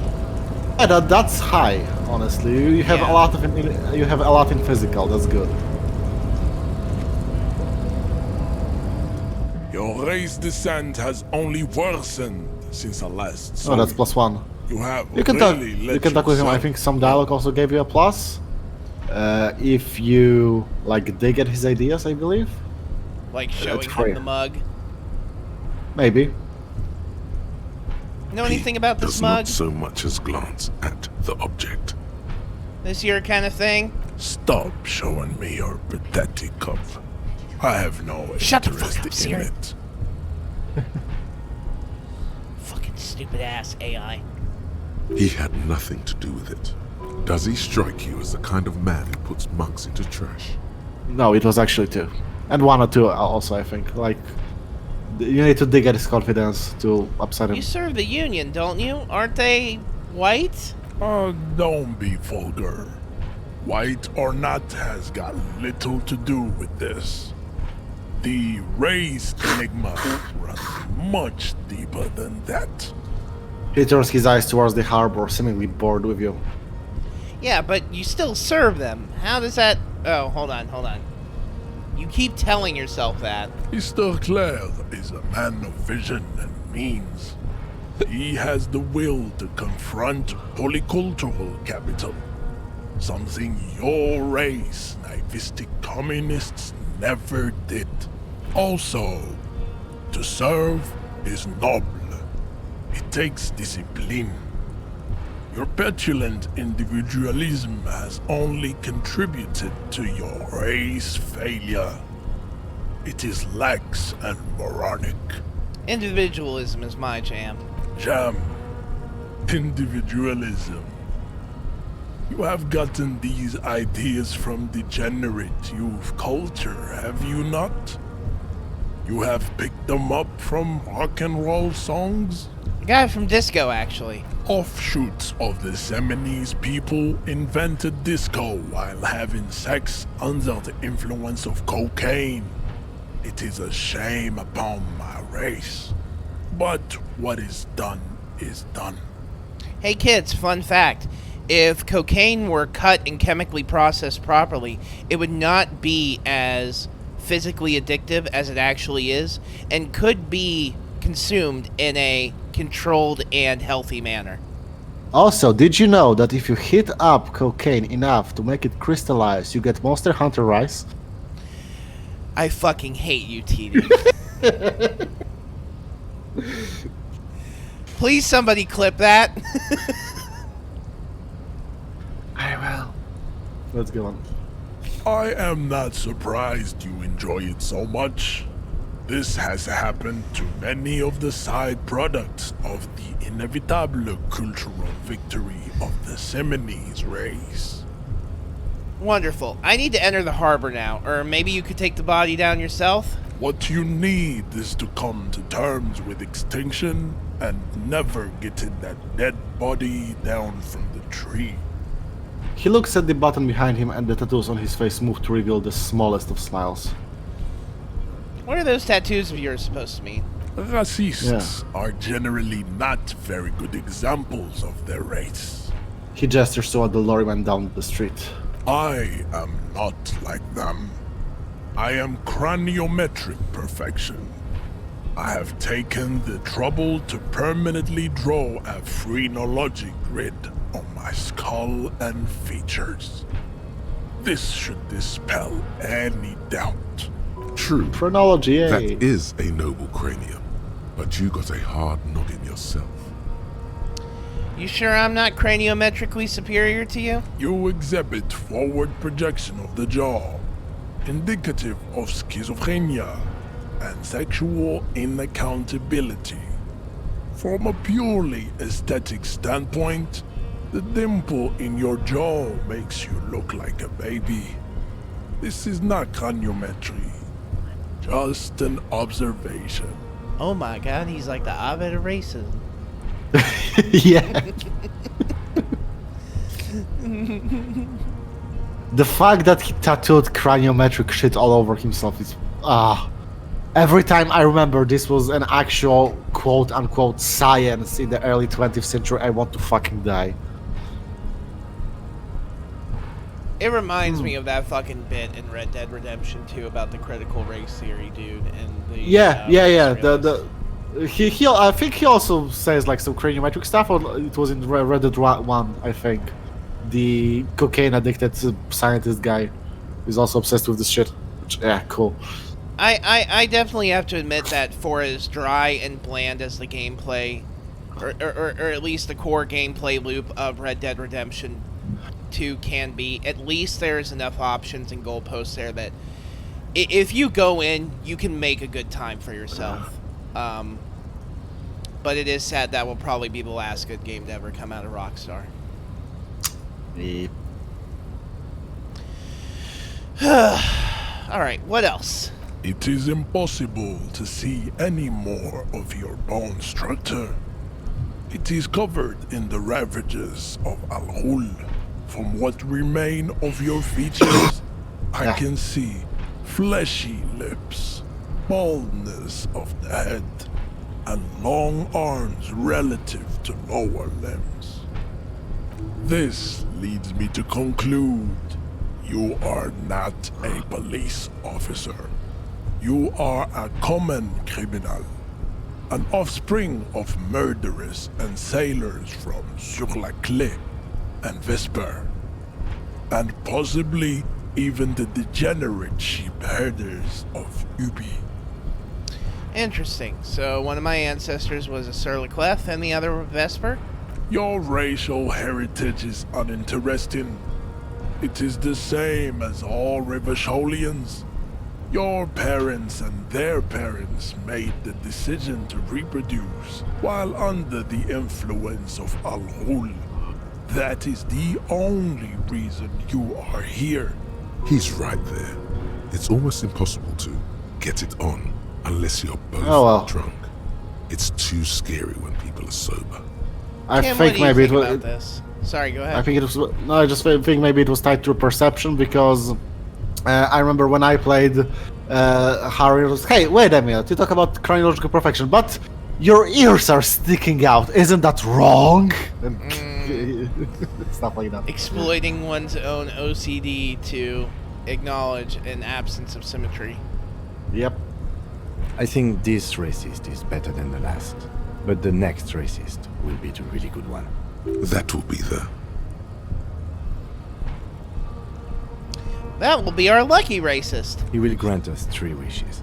Your pedomorphic friend has quick wits, a protruding occiput, and an indented zygomatic bone.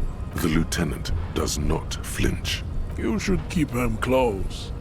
The congenital defect of farsightedness does not render him a complete invalid.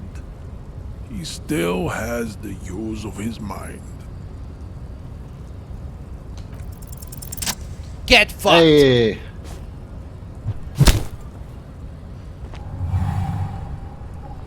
Just like that, instinct took over. A solid strike straight into his throat, into the cartilage. You could swear you felt the soft palate break. The man is reeling, gasping for air. Time stands still around you. In the distance, the sounds of the harbor are falling silent. This is fucking awesome! It is, yeah. All you hear is a small gurgling sound as a trickle of blood appears on the man's lip. He's open. Rip into him. Right hook. Escalate it. Get intimate with him. Bring the hurt closer. Oh, I don't know what to do. Which would be cooler? There's only one right option. Hell yeah. Let's fuck him up! Oh! The man lands with a dull thump, like a broken down puppet of muscles and sinew. For a moment, he still tries to keep his head up, dazed eyes looking at you with unimaginable surprise. To your left is the button. Disco Inferno! As you slam your fist on the button, the man collapses entirely, his head rolling to the side. Looks like you're the new measurehead now. No one is the new measurehead. Let's go, before he gets up. That makes haste towards the door. There's a box behind him, grab that, there's money in there. Also, that was a correct choice, because if you also had high composure, your body would notice, no, he expects the hook. Surprise him. So you need to do the spin kick. So, good job. Thank you. Nothing there, the door is behind you. Oh. You just needed to get to the button. There it is. Gotcha. And notice, in case of a strike, press button behind guard.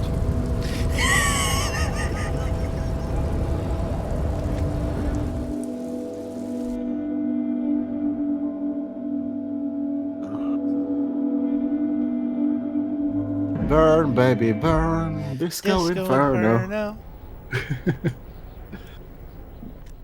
Oh, that's right. I could have broken into here as well. I forgot. Yeah. But it requires a high savoir-faire roll, and I don't think we can pull that off. I think I got a lot more experience from this way too. The radio is emitting strange buzzing sounds. I mean, also, there's I got always to shout Disco Inferno, so that's an upside as well. There's always a way to get through. That's the name of the game here. Yep. An orange beanie with a couple of big-ass holes on the side. It looks like it might have been used as a mask during an armed robbery. Wonderful. You get minus... Would I be taking to rhetoric? -1 for a bum brain.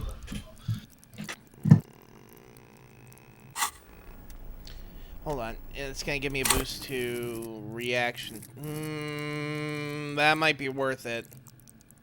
It's your choice. Yeah. Hobocop.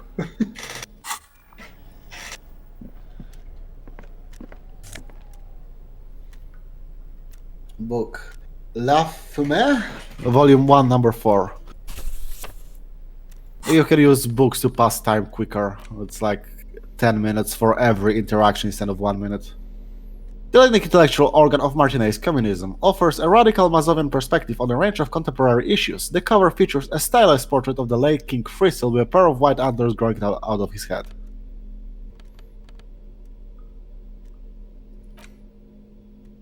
There's the photo.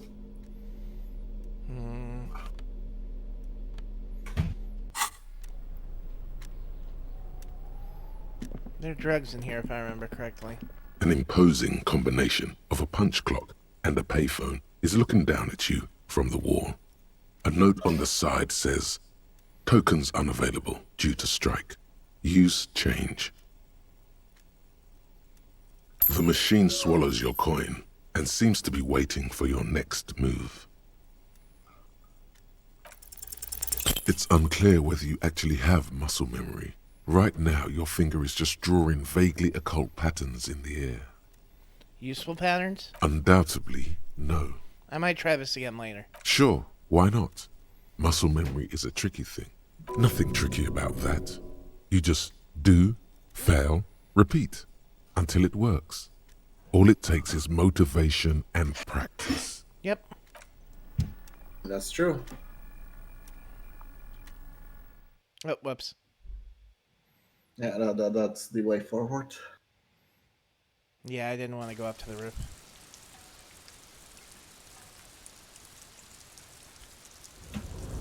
Whoopsie.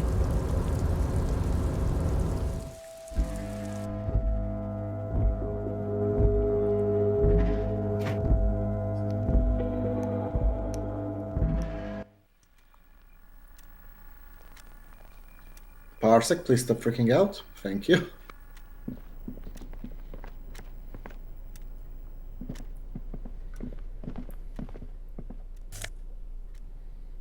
A postcard. Leisure did 21. There we go. Yeah, that's just vendor trash.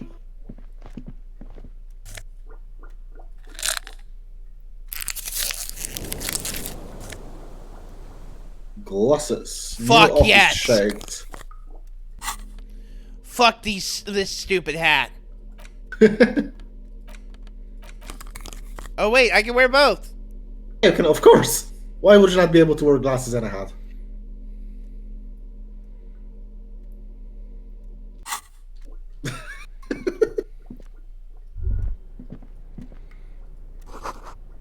Someone left the coffee machine on. The dark liquid in the pot looks almost sentient. A standard office file cabinet, the drawer seems to be locked. On second glance, someone has forgotten to properly close one of the drawers. It's unfortunate for the Union to just leave their paperwork lying around like this. Let's see what's inside, he thinks. The drawer opens smoothly. Inside is a well-organized selection of brown folders. Hundreds of documents containing logistical data. Two kinds of transactions stand out. Materials coming into Revachol from the outside world, from Muindi, Grad, and even Ilmara. And the same materials being handed over to companies inside Revachol. Kuron, Coal City, La Delta, and Jamrock are listed among the many districts where the imports are being sold. Anything interesting? It's hard to make sense of this thicket of company names, dates, quantities, and percentages. You try to focus, but the lines are getting blurry. Whatever's hidden here is hidden well. Concentration isn't enough. Only a trained accountant with a background in logistics would be able to really make sense of it. However, there is a little handwritten note stuck on the side of the drawer. I look at the note. It appears to be a to-do list written in large, uneven capital letters. Remember, Leo, Everard's shoes, special whirling borscht, water Everard's plants, sweep office floor, more banners. All items on the list have been crossed out, and the note itself is crumpled. Hey Kim, take a look at this. A to-do note with list of errands for Everard. Everard Clare, probably. The head of the Debarders Union. One of his aides must have left it.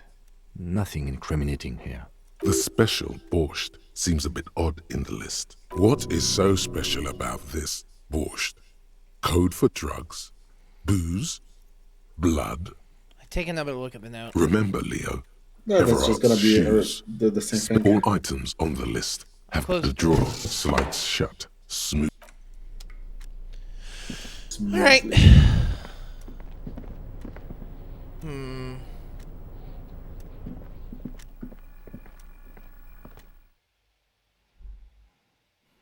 Need to do something behind Kim's back. Sneak out when he's still asleep. In case you want to be a piece of shit.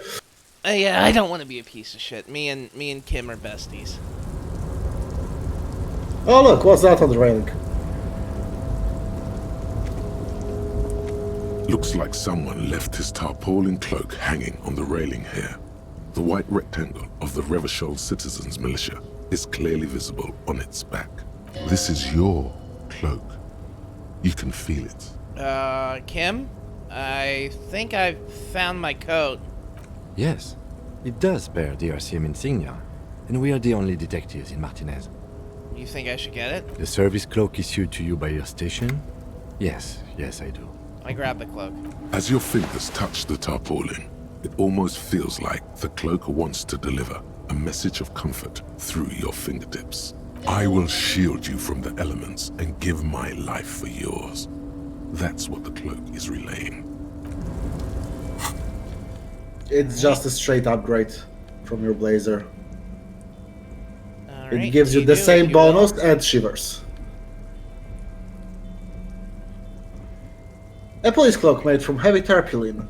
It would be nigh wind and waterproof if there weren't 3 bullet holes scattered on the surface. The signature white rectangle of the RCM covers the garment's back. Yeah.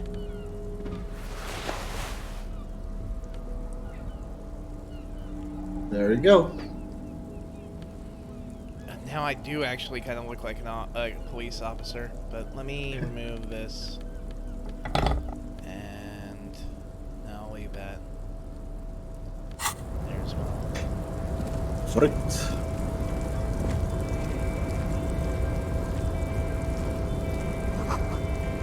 Collecting rainwater.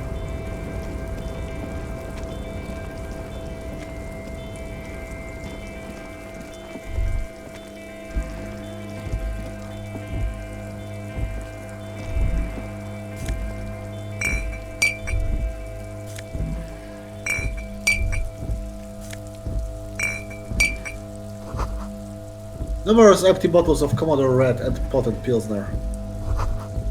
At least 3 packs worth of cigarette butts. Snow is quietly covering the numerous wine bottles and cigarette butts on the ground. Someone partied really hard here. Did I do this? Well, yes, I think we can say with relative confidence that it was you. This is really sad. I must have been miserable. Yes, this scene isn't exactly ripping with joy. Let's just move on. He turns to.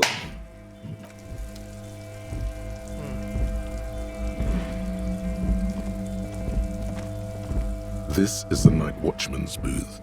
The name on the door reads, René Arnaud. Listen, it's okay to take a few minutes to yourself. Sit down and have a breather. So this is where Renee works. I'm gonna look around. If you must. But please hurry, we are pretty easy to spot up here. Nothing incriminating catches your eye. The cabinets are clean and their sparse contents meticulously organized. There's a framed photograph on the table. I take the picture. It's a black and white photo of a young couple out in a street fair. The man, René, is dressed in a Royal Carabinieri uniform. The girl is young and very pretty. She is smiling playfully at the camera. Why did you take that picture of René? Lieutenant asks, glancing at the photo. I'm gonna ask him about it. You're really interested in that old soldier. Not sure I understand your fascination, but sure, as long as it doesn't take up a whole lot of time. I take a seat and have a rest. The chair is not as austere as the rest of the booth. A thin grey pillow is attached to the seat, secured to the stiles by black ribbons. Stale air floods through your nostrils. Not a single mote of dust floats inside your lungs, though. The inside of the booth is immaculate. The drawers are empty, save for old timesheets and receipts. One small box, however, does hold some cheap painkillers. They are slightly out of date. You take the painkillers.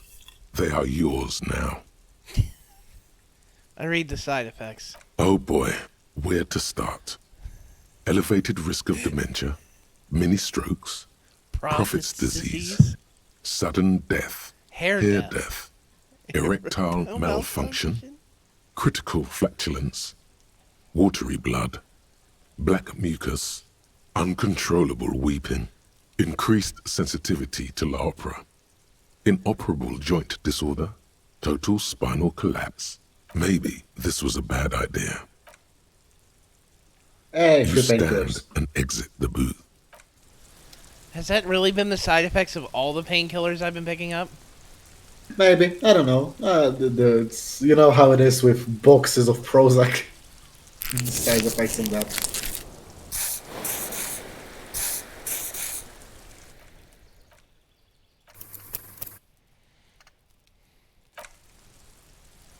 Alright, fully healed and ready to go. Not this way, you need to go back a bit. This way. All around you, great machines in quiescence. What does that mean? Hey Siri, what does quiescence mean?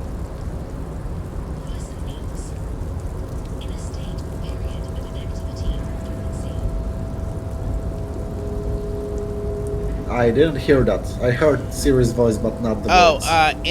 In a state of dormancy or inactivity. Thanks, Siri.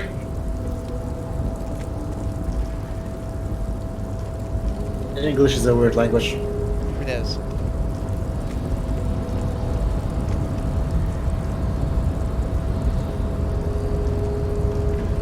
A rusting control panel with several knobs. 2 buttons marked Marche and Arrête are faded with use. It seems to control the large crane above. A container is attached to its hook block. Allumer on, étendre off. With a loud grind, the crane shifts overhead, moving a massive metal container through the air.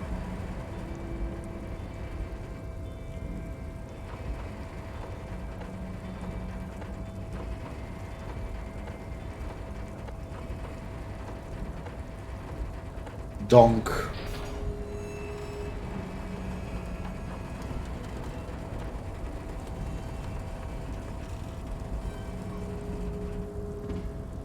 And with a surprisingly quiet thunk, the crane places the container down. The harbor sleeps as the strike rages in the distance. The crane can rest again, now that its purpose has been fulfilled. Its purpose? What do you mean? Moving this container, of course. For this purpose it was built. For this purpose it has acted. And now it will rest. I can't see how that was worth the wreckers, except for seeing the crane in action, which I admit was satisfying. The crane does not return to its original position. It does not move at all. Big machines working are very satisfying to watch. I agree with him. Cranes terrify me, and the further away from them I can be, the better. The animals or the machines? The machines. Why? Because I have seen videos of that shit in New York City when it breaks and collapses. You know what else is a terrifying sight to watch? Brazilian jelly arms. What is that? Do you really want to know the answer to that? Of course, that's why I ask. Okay, give me just a second. Alright. I agree with like construction cranes because they are built out of like maybe 3 scraps of metal and they just look rickety as all hell. But big harbor cranes like built into the whole structure, I think are very satisfying to watch. That said, I have acrophobia. I could not work at any sort of heights. It would freak me the fuck out.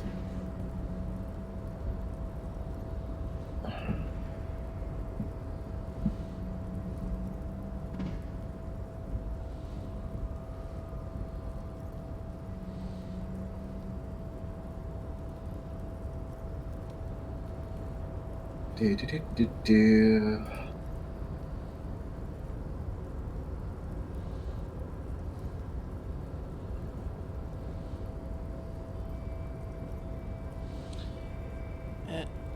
Search.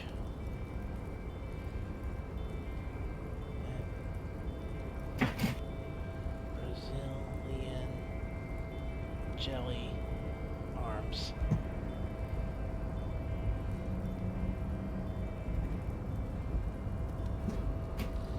Tito, I'm gonna send you something that might scar you. Sure. Okay.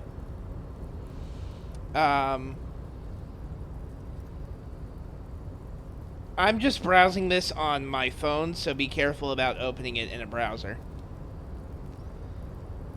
Alright.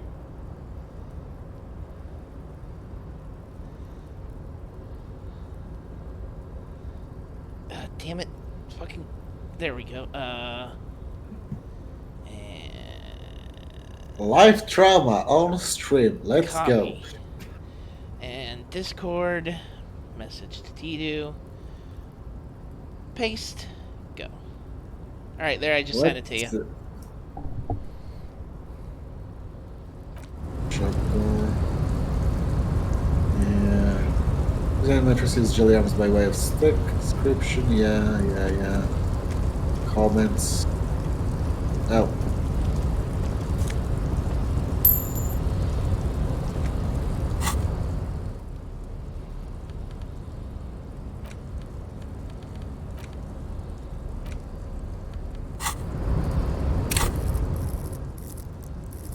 Yeah.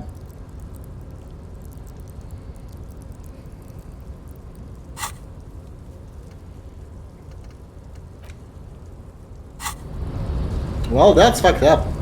I don't even have a weak commentary here. Sorry, are you already done watching it? I skipped around, but yeah. Yeah. You got to the end at least. Yeah, what did that kid do? Jesus. I don't know. I found out about this because I was listening to the Trash Rats podcast yesterday, and I listened to Mumkey scream in horror as he was watching it, which was very entertaining. I can imagine. Because, like, Rusty Cage is listening to him talk about it, and he's like, You're gonna. It's not like that big of a deal, and then you hear just Mumkey go, ah! Like, it's just so good.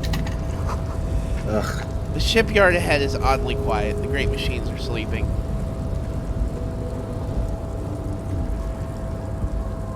Yeah, no, jelly arms are fucking. Like, don't. Brazil is evil. Don't go there. The entire country is evil. The mask of all unrest comes from the shelves in front of you. Smells like blood.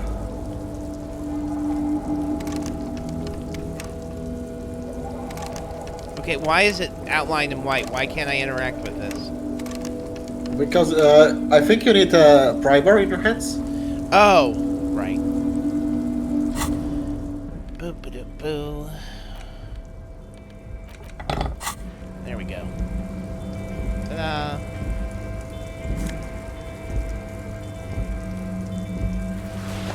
According to some comments I found, it's just for taking up too much space in the prison. It's just for existing. He didn't even do anything. Yeah, no, this is not to shit on the people of Brazil or to shit on it as a country, but there is some fucked up shit that goes on in that country. Yep.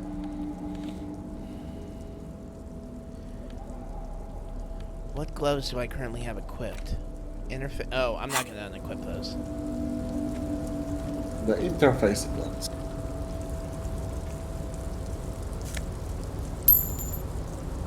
Money.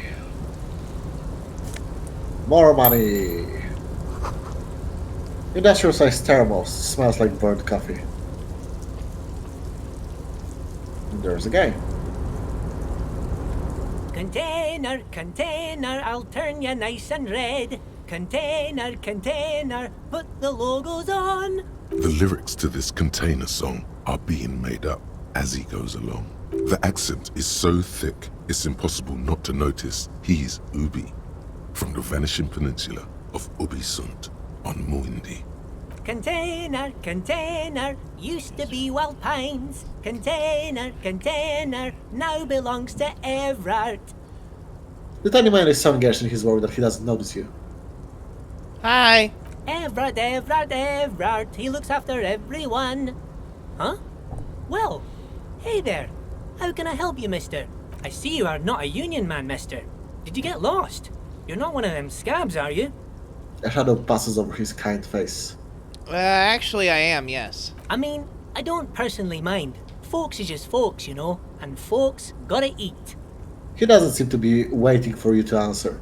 Just some of the other guys don't look too kindly on the scabbing kind, if you know what I mean, mister. What are you doing with the containers? Oh, I'm just making some covers for them containers here. Yes, I am, yes, I am. So it's easier for the crane operators to spot them. He waves at the containers towering behind him. What's going on here? Everything is so pretty and red. You and Leo look like brothers as you glance around with similar childlike wonder. Wow, red is so much prettier than drab old green. Sure is, mister. Sure is. Really livens up the place. Yes, it does. Yes, it does. I had to break this bonding moment, but the red containers mean they are replacing the company livery with the union livery, which means this strike isn't gonna stop anytime soon. Thanks, Kim.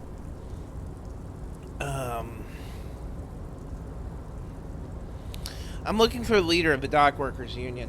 Oh, you want Mr. Everard then? He's an awfully nice fellow, he is. Him and his brother are both nice fellows. They've lived their entire lives in this here neighborhood. Oh, he coughs and continues immediately. Guys like Mr. Everard and Mr. Edgar, his brother, are real good guys. Made Martinez what it is today. Mr. Everard and Mr. Edgar and I went to the same school we did when we were boys. Easy now, Leo. I just want to know where I can find this man. Oh, Mr. Everard is usually in his office, of course. But you gotta be quick if you want to see him. He leaves around 10 p.m. He points to the two giant containers on your right. Alright, I'm off. Bye-bye now. He returns to his work.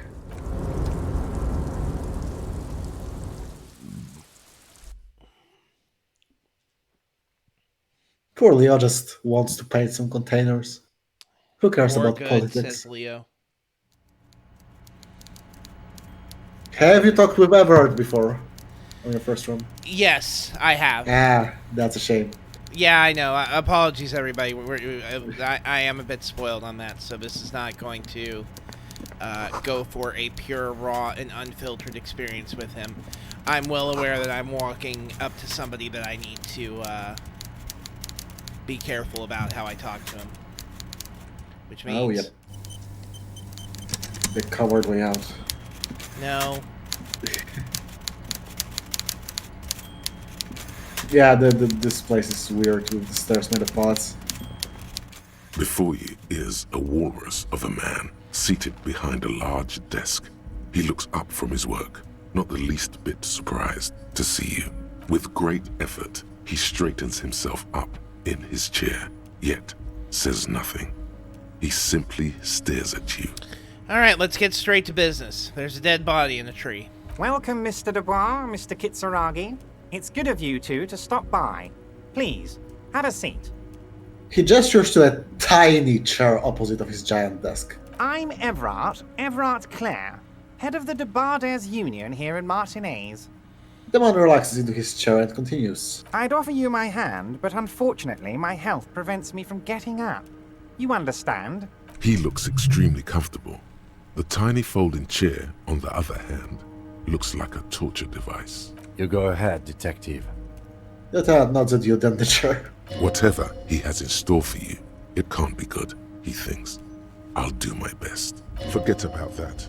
What's with this Dubois stuff? You're getting some seriously bad vibes from that name. I'd rather stand. Please, Mr. Dubois, let us converse in a civilized manner, as equals. Take a seat.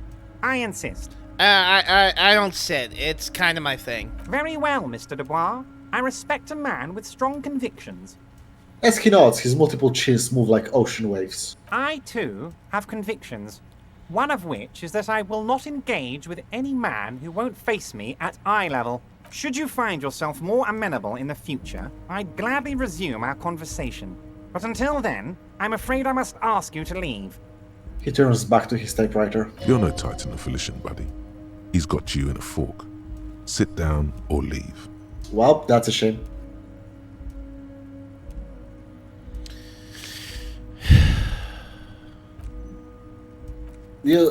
I don't think you will do much on passive checks. I think it's just how much volition you have. I want to try something first. Sure.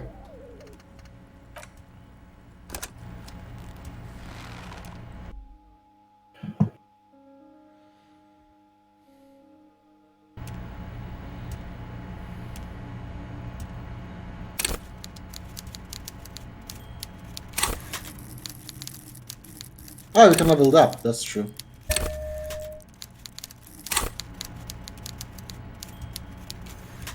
For Everard is pretty much the boss fight of early game. Before you, with great, a typical power play. Wait for him to speak first. Show him you've got a backbone. Yeah. I say nothing and look him dead in the eye. The one good eye of this man fills you up without even flickering. The other, his lazy eye, is constantly moving like a goldfish in a tank, grotesquely magnified by his +6 glasses. Amblyopia, a childhood condition. For a moment, you don't know where to look. It is unbearably humid in the trailer. Beads of sweat slide down the man's forehead. Yet, he's unperturbed, holding his own. I keep staring. At first, nothing happens. His face wears a wide and self-satisfied smile. Every now and then, he smacks his big lips. So... He begins to speak, albeit very slowly, purposefully leaving a pause after his opener. Mr. Dubois, Mr. Kitsuragi, how nice that you found a moment to pay a visit to the Debarders Union. I'm Everard Clare, head of this little operation here. Please, have a seat. He gestures to the tiny folding chair. The folding chair looks like a torture device. Extremely uncomfortable. You go ahead, detective. Whatever he has in store for you, it can't be good, he thinks. I'll do my best. Forget about that. What's with this Dubois stuff? You're getting some seriously bad vibes from that name. I'd rather stand. Please, Mr. Dubois, Let us converse I in a don't sit. civilized It's manner. kind of my Does it- thing. Very well, Mr. Dubois. I, too, have convictions. Should you find yourself more amenable in the future... Damn, that's a nasty play. He's got you, a titan of volition, in a fork. Guess you just have to sit or leave. Oh well. Excellent, Mr. Dubois. I can see that you're a reasonable man, and reasonable men can be of great use to one another. He gives you a sly wink. I remain serious. So tell me, how can the head of the Debarders Union help a representative of the Revachol Citizens Militia today? The chair you're sitting on has got to be the most uncomfortable chair in the world. It's violating your backside. No, keep it. Oh, well. Oh, by I the think it's way, waste. I heard you got a rather rude reception from a certain Lawrence Gart. Some people have no manners, it pains me to say. This should take care of that nonsense. He points to a giant novelty check on his desk. It's absolutely comically huge. It should be sufficient to cover your expenses for a few days and patch over your differences with a cafeteria manager. Go ahead, take it. He points at it again. Hey, that's 25 real. That's good money. Think of all the stuff you could.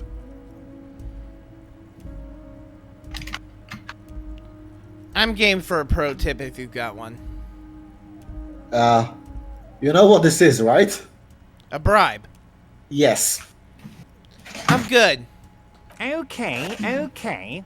I respect a man with principles. No handouts, then.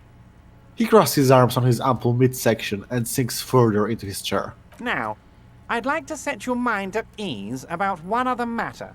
Your lost gun. Let me assure you, Union people are on it as we speak. I've got my best hounds looking for that lost gun. His slug-like lips move, but all you hear is an echo. Lost gun, lost gun, lost gun. Family. Family. Ghana family.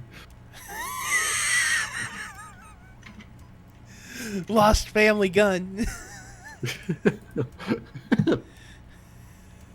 I've gotta get my gun back. The world is swallowed by a black hole of fear. Only two words escape its gravitational pull. Lost and gun.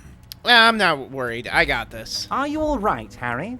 You say you got this, but you seem a little anxious to me. Don't be. Everything's going to be all right. It's not like you left it loaded. You didn't lose a loaded gun. Local children aren't out there playing with it right now, pointing it into their own mouths. It's in a safe place. I just know it. I have a feeling everything's going to be all right. Kim? Officer, we will deal with this later. We don't need Mr. Clare's help with this. I wouldn't be so sure about that. Don't panic. You're sweating. Your knee is jerking. You're about to cry, aren't you? You're about to cry because you lost your gun and those children are gonna shoot themselves with it. No, I'm not about to cry! Mr. Dubois, you don't look so good. What is this, Mr. Dubois? He keeps repeating. What is he trying to pull here? You need to cool the fuck down. Chill. Mr. Dubois! Mr. Dubois! Harry! The large man snaps his fingers back to no effect. You're in some stupor. There are no Harrys. I'm gonna let my mind go to a safe place. Mr. Dubois, are you okay? Can I get you a glass of water or something? Are you having some kind of medical emergency? Maybe you could use your hands somehow, in a kind of throw-in motion, like you're throwing that Mr. Dubois act right back at him. He's Mr. Dubois. Nah, I'm as good as it gets, Mr. Dubois. Don't be dramatic. I can see your condition isn't terminal. What an odd demonstration of... you got me, Harry. I don't even know what. As entertaining as it was, I'm afraid we're wasting our time. And I'm an extremely busy man, as I'm sure you are too. Okay, enough. We are here to ask you some questions pertaining to a murder investigation. Quick, here's your window. Get yourself together and ask him questions. Police officer questions. It is about time to stop embarrassing yourself. Questions will help you regain some of your lost dignity. Could you help me get a dead body down from a tree? You might have noticed there's one hanging on a tree behind the hostel cafeteria. Oh my! Don't take this question personally, but why would I get involved in this matter? Mr. Clare, the man was hanged with a cargo belt. A steel-reinforced cargo belt. It's safe to assume the Union had something to do with the murder. Besides, getting the body down would benefit all of us. It's a stain on the neighborhood. I keep quiet. I can certainly see how having him up there might start affecting some real estate values. He licks his fat lips and smiles. But of course, all joking aside, I am going to help you. He picks up the handset of a radiophone to his right and clicks a button. Jean-Luc, the cop who bested you in physical combat is here, and he has a little dead body in a tree problem. Namely, he needs it to be taken down. Please extend him this courtesy. So not only did I roundhouse kick this motherfucker after giving him a throat chop, but now he's gonna be my bitch and do my dirty work. Yes. Great. Love it. You can find Luke down at the gates, but you already knew that. Anyway, he's going to help you, now that he's back on his feet. I want to talk about the hanging. Oh, of course. That's your main thing here. That's why you're in Martinez. I know everything that goes on around here, and I would love to help you, like I'm helping you with the body. I mean, it's no secret that the lynching is connected to the strike. So much to talk about. Honestly, it's been weighing on me so heavily. I understand you need to interview me. I say nothing. But there's a thing that's been keeping me up at night. I want to talk about the hanging. I mean, if we could just calmly talk, exchange information, we could blow this thing wide open. Yes, that sounds good. Let's do that.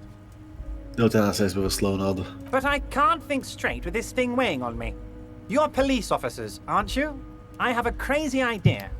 You guys are basically door-opening machines, incredibly talented at opening doors. Suddenly he slaps himself on the forehead. I'm afraid you've heard wrong, Everett. We're not. Oh, you're being too modest, my friend. But don't worry. This annoying thing I have is completely legal. I just need you to open a door. Does this jiggling ooze think he's going to use you? He's got another thing coming. Play his game, son, with your eyes peeled. He's going to slip up, and when he does, you're going to come out on top. You don't know anything about the hanging, do you? Harry, my dear friend, I am what people call a local bigwig. I know everything that goes on in Martinez. So why don't you just open this door yourself? Harry, I'm a very busy man, and more importantly, I don't have that extraordinary physique you do. You look like you could run around all day. You want to send someone a message that the police are working for you.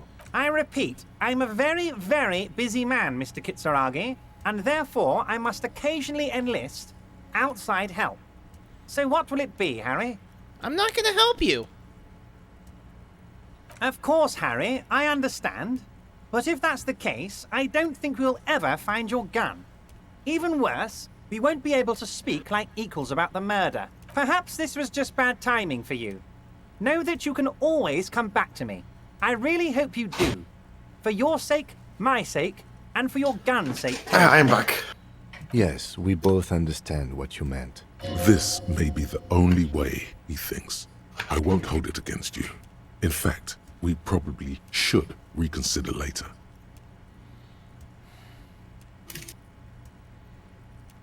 Everett, I'm going to take off now, but we're going to talk again later. Wait. You need this to get in and out through the gate. He leans, reaches into his drawer, and pulls out a plastic card. Great. Wouldn't want to get stuck in here. Here. You're one of us now. A real red and white Union man. Take care, Harry. What does the Polish flag have to do with it?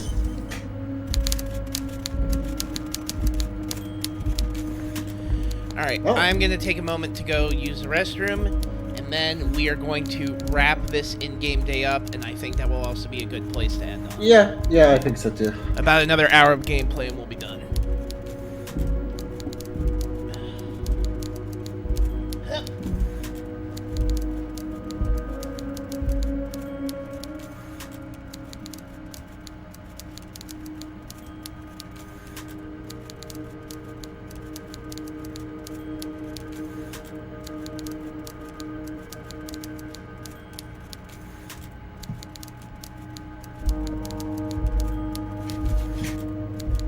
What's up, chat? How you guys hanging?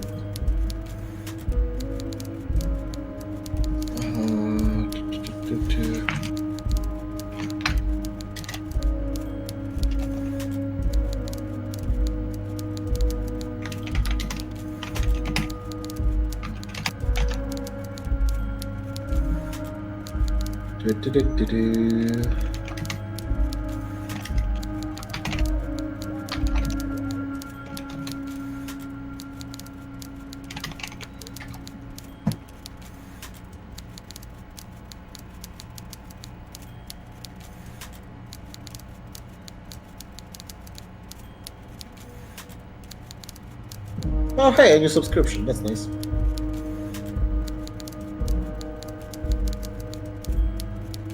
Thanks, kind stranger. What's going on in the channel? Nothing new, I suppose.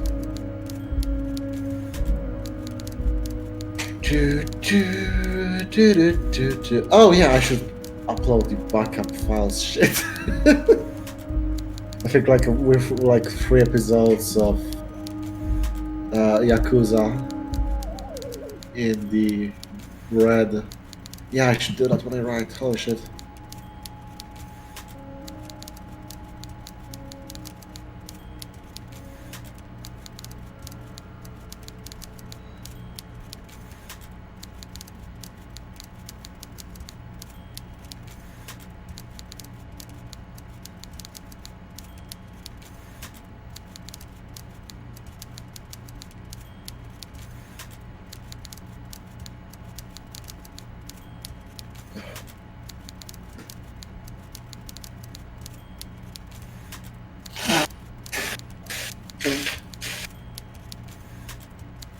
Oh man, one of my mutuals is playing Total War Remastered. I'm jealous. I'm really jealous right now.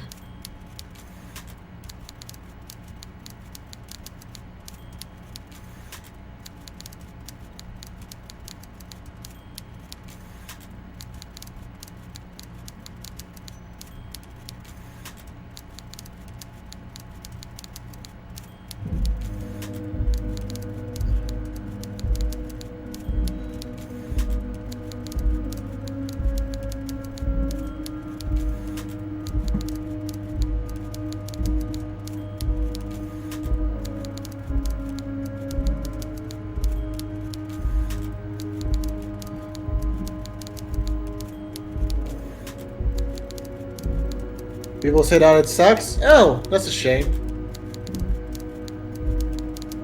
I thought that maybe, you know, after Rome 2, a remake of the first one, they would actually do well. But if not so, that's a shame. Especially considering like the Warhammer Total Wars, they were really slam dunking. So it's surprising to see that. Oh, it's a cheap remaster made by another company. Okay, well that fucking sucks then. Wow. My day is ruined. Until we finish this at least. Recommend Sector Hidden for Warhammer 2. That's bullshit. That's absolute garbage. Holy shit. So what are you guys talking about? Rome Remastered Total War. Apparently it's a ship port made by a mobile game company and it fucking sucks. I'm sorry. Yeah, it's a shame. I really liked Rome 1, but this game is like 20 years old. So... God, you know what? It just hit me. We still need to think about eventually planning like a Total Warhammer Crash Course stream. Yeah, sure. If you've got the game, I can help you. I sunk like $150 into the game. Oh yeah, see. I bought a metric fuck ton of DLC because I was told it's the closest thing anybody can have to playing the game, playing the actual game without actually playing the game. That is true, yeah. So I was like, oh hey, so I spent a couple $100 instead of a couple thousand. Cool. I'd like to get into Warhammer. What, you wanna do this on Saturday or something? I'm down. Maybe. I don't know that we'll do it that soon. Maybe. Let me think about it. We'll talk about it tomorrow or after stream.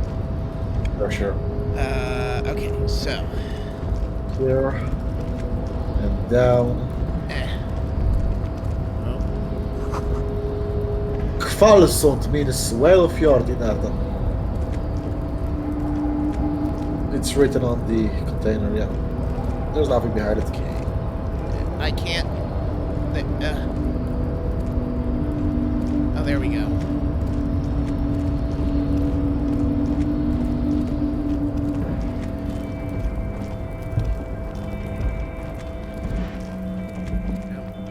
Nope.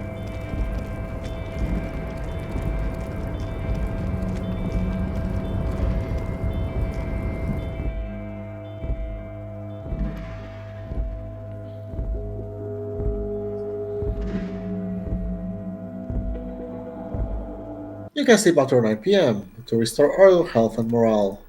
So yeah, if it's the end of the day, don't bother. If you're not going for any endurance or volition checks, you'll be fine.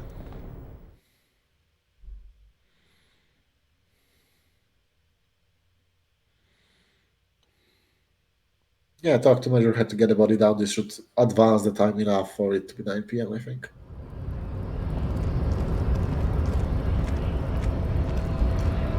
There's one more thing I've got to go investigate, remember? Oh.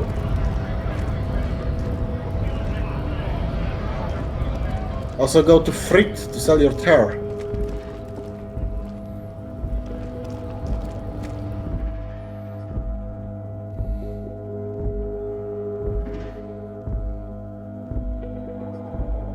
It's like the body is the bag is bottomless, but it's always good to have some money.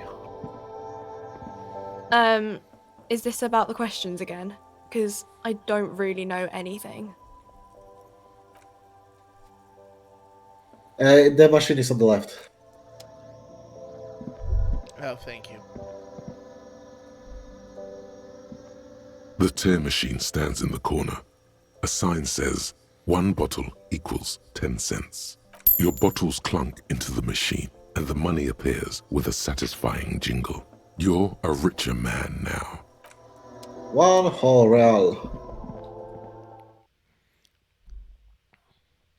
So what is it we still have to investigate?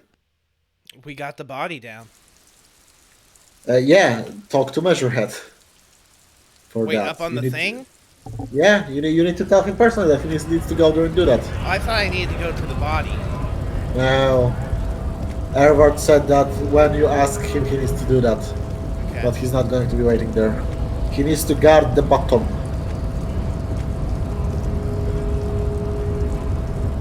Do not presume this has drastically altered our race dynamique. I knocked you out like a god of martial arts. True. I said nothing about our personal dynamic. That has altered. A little. Everard told you to help us get the body down from the tree. So it was. You bested me in race combat to reach my superior, then had him give me an order. I salute your cunning, enemy. I will go and remove the body from the tree with my bare hands. You're so Quadratic. noble, Measurehead. Quadratic says his radio internet relating this trip to his radio computer works again. That's good. That's why you were out. Oh well. Glad to have you back. Glad to have you back, Quadrasic. You missed, funnily enough, I saw the spin kick uninterrupted. Oh, good. You got the best part. That. But while I am gone, someone must stand guard on the bridge. That someone needs to be you. Both of you. Okay, then. Babe, see that they stay here the whole time. And off he goes.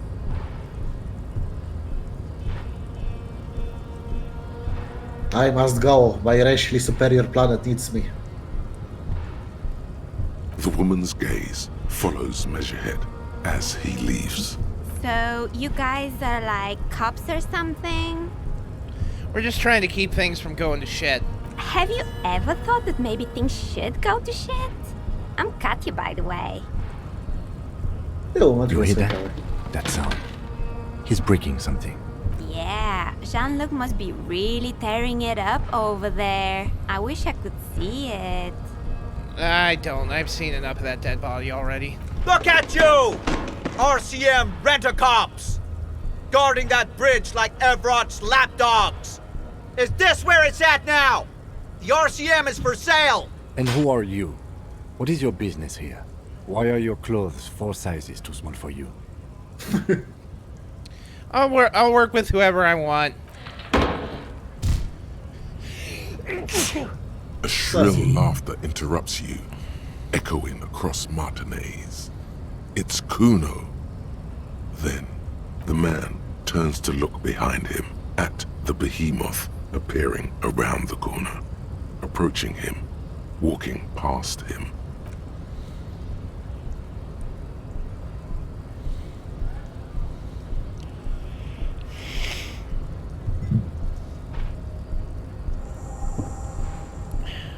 The corpse has been removed from the tree.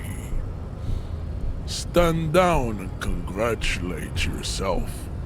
You have sided with Ray's victory today. He brushes wooden flakes off his hands. Thanks for your cooperation, Measurehead. Farewell, ham sandwich. You are a Union man from now on. And you've got a vote. Jamais vu. Derealization. Jamais vu. The opposite of déjà vu. Not already seen, but never seen. Everything that should be familiar appears strange and new, like some half-forgotten day in your childhood. Only now. That's the feeling you've been having. And for who knows how long. You should go and ask Joyce Messier about this. What world are we in? This is a fundamental question. Plus 1 XP for every orb clicked? That's really good, yes. So it's good that you missed a bunch of orbs up until now, because they're not clickable many times. Holy shit! And all intellect learning caps raised by 1. Yeah, this is like one of the best thoughts in the game, and the game strongly incentivizes you to get it, because, yeah. Holy fuck, alright, great. I'm really glad I got this. Yeah, and it's always 100 XP for a skill point. It never raises, so... Yeah, no, this is going to be great. I'm going to be able to level up a lot faster now. Yep. And this really means I should be able to metagame a little better, too. Yep. Alright.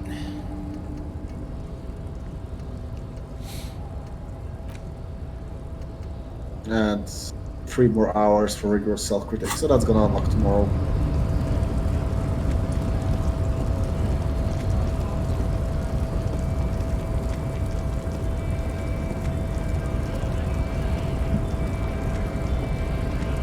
Alright, so I will go now and talk to the Union dudes. Just a moment again. Uh-huh.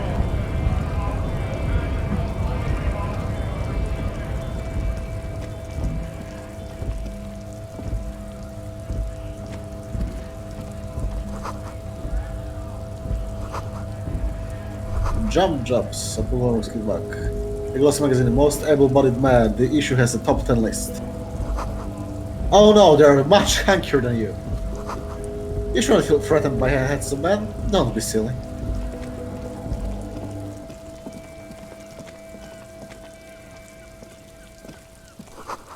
Closed for winter. Please use main entrance.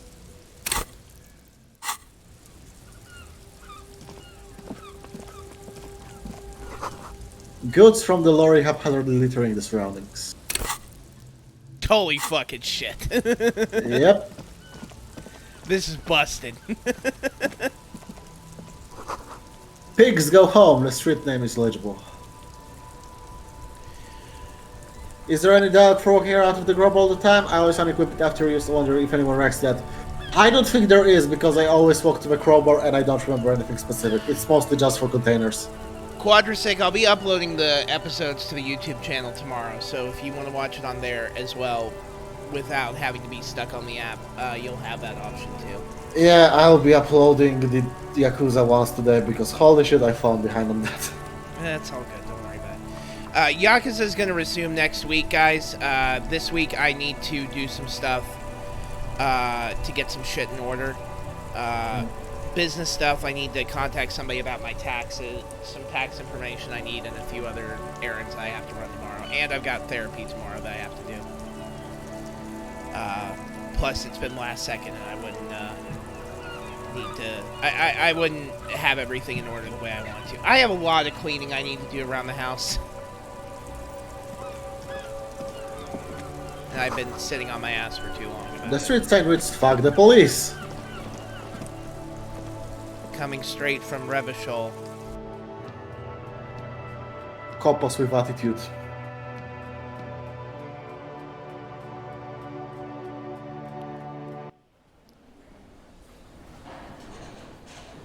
Hey, some disco lights.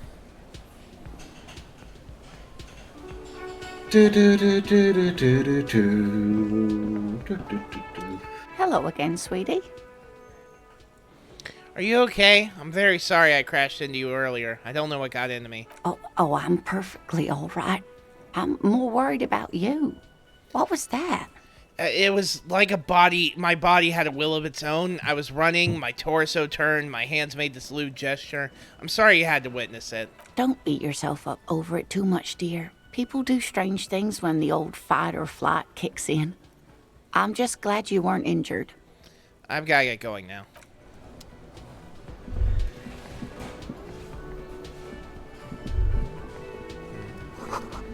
The soft purr of an electric juicer comes from the kitchen. Someone is working. Well, not right now.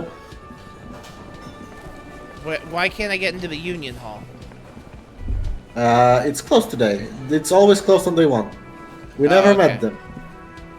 You're jumping ahead with your time perception shenanigans. Sorry.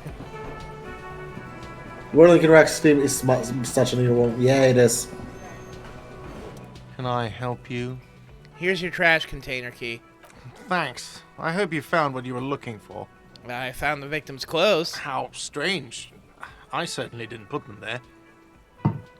Who else has keys to the trash container? The trash collection service, CS Municipal.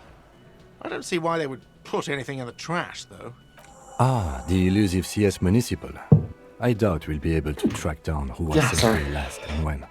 This will have to be one of those little threats that solves itself. On Clinton Street, near the Boogie Street Diamond, a small truck rattles down an alleyway. It stops by a rusted trash container. Two men, their faces rough and swollen, jump out. They look at the container, despondently. CSM is written on their backs. Thank you anyway. Thanks. Let's talk about something else. Yes? Goodbye.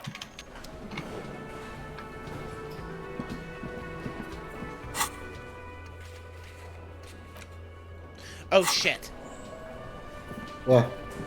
I forgot to go check the body. Oh yeah, I suppose.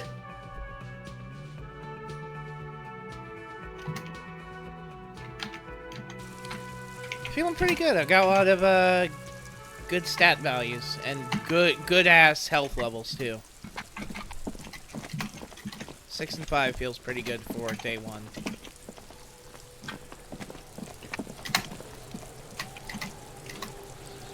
And look at that, he didn't fuck up the body. Yep. The corpse lies on the ground among the remains of an absolutely demolished pinewood branch. It's gently laid on one side. Well, it's down. Mr. Measurehead has done a good job. Nothing is too broken or compromised. The victim is ready for a field autopsy. Field autopsy? Yes. 1. Investigation of the scene. 2. Initial examination of the victim. 3. Field autopsy. 4. Transportation of the body to the morgue. We are on number 3. The RCM's 4-phase murder scene processing manual. The fuck are they on about? Cop's gonna cut his shit up. Got it. The lieutenant adjusts his glasses and takes a deep breath. First, what exactly is a field autopsy? Come on, officer. You know what a field autopsy is. You've done 100 of them. What you do know is, at 18.9 kilometers, the dormant shield volcano, Corpus Mundi, is the world's highest summit, and the failure of the 38 single, Et puis descend, to crack the top 20 was the death knell of disco. But what a field autopsy is, you have no idea. Encyclopedia, what the fuck was the point of that? You must have me confused with the Copperpedia. Who's the Copperpedia? I think I need to talk to him. You, sir. You are the Copperpedia. You were saying something, Tidu? Yeah, thanks, Pointless Trivia. Yeah. This is totally an experience I have daily. I can't believe I just had a fucking obnoxious exchange with Encyclopedia. You, sir, are the Copperpedia. Whatever. Alright, let's get in there. There truly is a time for everything, even for yellow gardening gloves. However, they are lacking hygienically. I suggest you get in there in limited capacity. I don't know. What do you mean by that? I mean when I need you to. Until then, I should handle physical contact, and you should take notes. Alright, I'll just fill this in, right? I show him my red field autopsy form on my ledger. That's right. Level up! Alright, open up my ledger at the field autopsy form. The dead man stares in silence as you crack open the ledger. The bright red paper is covered in boxes and lists, describing the condition of his skin and organs. Above those, an 11-field info form needs filling out first. It begins with... Number 1, assistant. That's you. Only the first question, and I already don't know the answer. Not an energetic start to an autopsy, I agree. Pig's messed up. Kuno feels pity. Just leave it empty, officer. I leave it empty. The corpse lies there, indifferent to your retrograde amnesia. Hang on, I have a The phone next call. box says, Sure. Leave the body there, rotting, while we talk on the phone. Couple. I apparently want a cruise. That's nice. Yeah. Number 2, coroner's case number... KK57-0803.0815. KK equals Kim Kitsuragi. 57 equals Precinct 57, followed by his date 0803 and time of arrival 0815 on the scene. He's indexed the case after himself, not you. I write it down. Next. Name. We've heard the nom de guerre. Layli. It's better than nothing. I write down Write it Layli. down. What's next? Date of birth? Yes. NA. And age. Roughly 50. Dry 40. The damage is so extensive, it's better to err on the young side. I'm gonna write 42. He nods. Number 6, race. Mondial. Fair to olive-skinned, from the Isola of Mundi. This is as vague as it gets. You might as well say whitish. I write that down. The pudgy mess of curdled meat looks neither mondial nor anything other. Alright, number 7, biological sex. The little monster exclaims energetically. Male. Pigs can have sex. Gonna write down male. Nor does he look male, with his pregnant belly and indistinguishable face. Alright, number 8, date of death. We're still going with March 4th. 51. Okay. What else? 9. Body identified by is non-applicable. 10. Case number is the same as the coroner's case. KK 57 0503 0815 listens motionless, with the cargo belt still around his neck. Only one box remains. Number 11, evidence of treatment. None. At least not after the initial examination. What exactly is treatment anyway? Interfering with the body's position or wounds post-mortem. Don't overdo it. It's okay to be unsure. I'm not so sure. A silent nod. The lieutenant places his gloved hand on the corpse's chest, as if in preparation. We should start the post-mortem. I turn the page. The corpse cannot feel Kim's hand on his chest. It no longer meaningfully interacts with its surroundings. A thicket of boxes and lists on red copier paper tries to answer why. External examination summary, please. Clothes. The deceased wears armored boots and white briefs. The make of the briefs is Babrodine, I think. Let's see. He turns the body onto its side to check the underwear label. See, it's happening. Babrodine, yes. Inexpensive. Size M. Color white. The disappointment is palpable. The red-haired thing was expecting something more lurid. I write it down. The boots are ceramic, vitreous enamel. They are fused to his skin from blood flowing downward post-mortem. Removal of the boots is left for processing. It would be clever of you to omit the boots altogether, sire. If you are to keep them for yourself, as you ought to, you have deserved them more than anyone else. Tito? Yes? Should I omit the boots? Do you want the cool ceramic armor boots? If so, then yes. If not, then no. Sorry, can you repeat that? What'd you say? Do you want cool ceramic armor boots? If yes, then omit it. If not, then don't. Do I want cool ceramic armor boots? Nah, I don't need them. I'm a advanced thinking cop. All right. Write it down.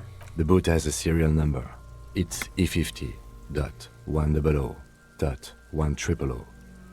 The lines between the plates are in the shape of the alphanumerical. The number is purposefully concealed by the design. I write it down. Tattoos. The upper torso is covered in a single, continuous tattoo, resembling a map of the night sky. It reaches from the right shoulder to the heart. The ink is blue and white. The assistant has a color photograph of the markings, to be added to the case files as document A1. The photo is taken on the scene, using a Trigat Mini. I write that down. The deceased has a belt for airlifting cargo around his neck, tied with a hangman's knot. Color yellow. Length 3 meters. There is a buckle on the other end. I write it down. Well nourished, athletically built, measuring 1.8 meters. Generally consistent with age 42. Preservation is good. Ambient temperature below freezing. I write it down. Body hair is light brown. Distribution is consistent with age. The deceased had male pattern baldness. Hair is combed back, short. I touch the corpse's hair before moving on. The hair under your latex fingers feels cold to touch, wet. Stroke his hair. Gently. The stench is suffocating. Strands of dark brown hair start sticking to the latex of the glove, like thread off a rag doll's head. I keep petting him. More hair sticks to the glove. Hair off the rain-soaked head of a dead man. There are bumps and dips on the skull below. An alien landscape. I keep petting him. More hair sticks to the glove. Yeah, Hair off the rain-soaked head of a dead man. My bad. There are bumps and dips I write on it the down. skull Short, below. light brown, male pattern alien baldness. Lividity is consistent with hanging. The head is congested. Contusions are present on the head, chest, and thighs. Consistent with stones thrown post-mortem. Low velocity. Fucking low velocity? You think Kuno doesn't know what you're talking about? Velocity was fucking max. Talking shit about Kuno's velocity. In addition, there are bite marks on the face, scalp, and chest. Consistent with predation. Write it down. You get your mark. The lieutenant produces a small folding knife. With the other hand pulling on the belt, he starts cutting into the polyester. The stench is horrid. After a while, it's obvious the material cannot be cut. The steel wiring. There's too much of it. We need to remove the belt so we can get to the ligature mark. You got just the right tool for that. The chain cutters. Good thing we got these chain cutters. Always good to think ahead. Now, He points to the rope, squeezing the dead man's neck. we need to cut the belt to see the ligature mark below. Carefully, with as much precision as you can. See, my pig is gonna fuck his head off. No, he ain't. Your pig's a boring fuck.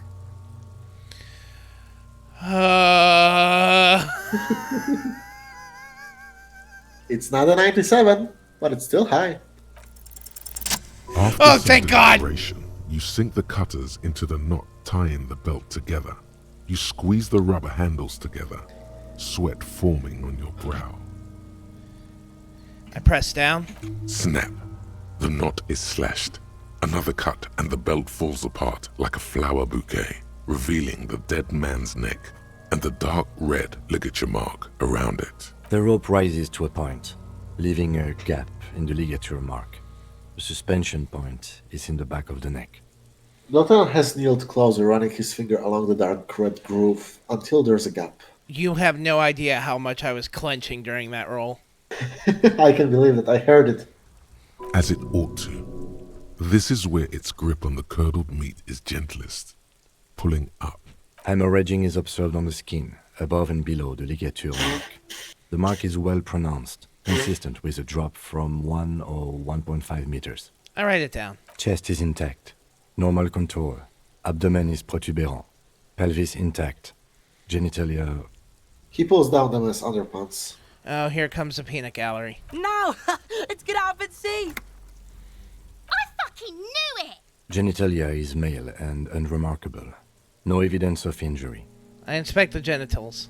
The dead man's penis is average-sized, congested from the downward collection of blood.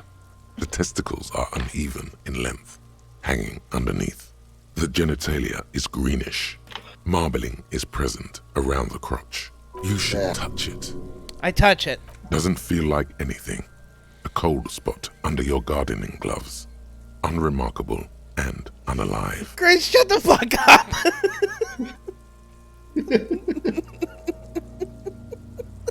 Of course somebody would...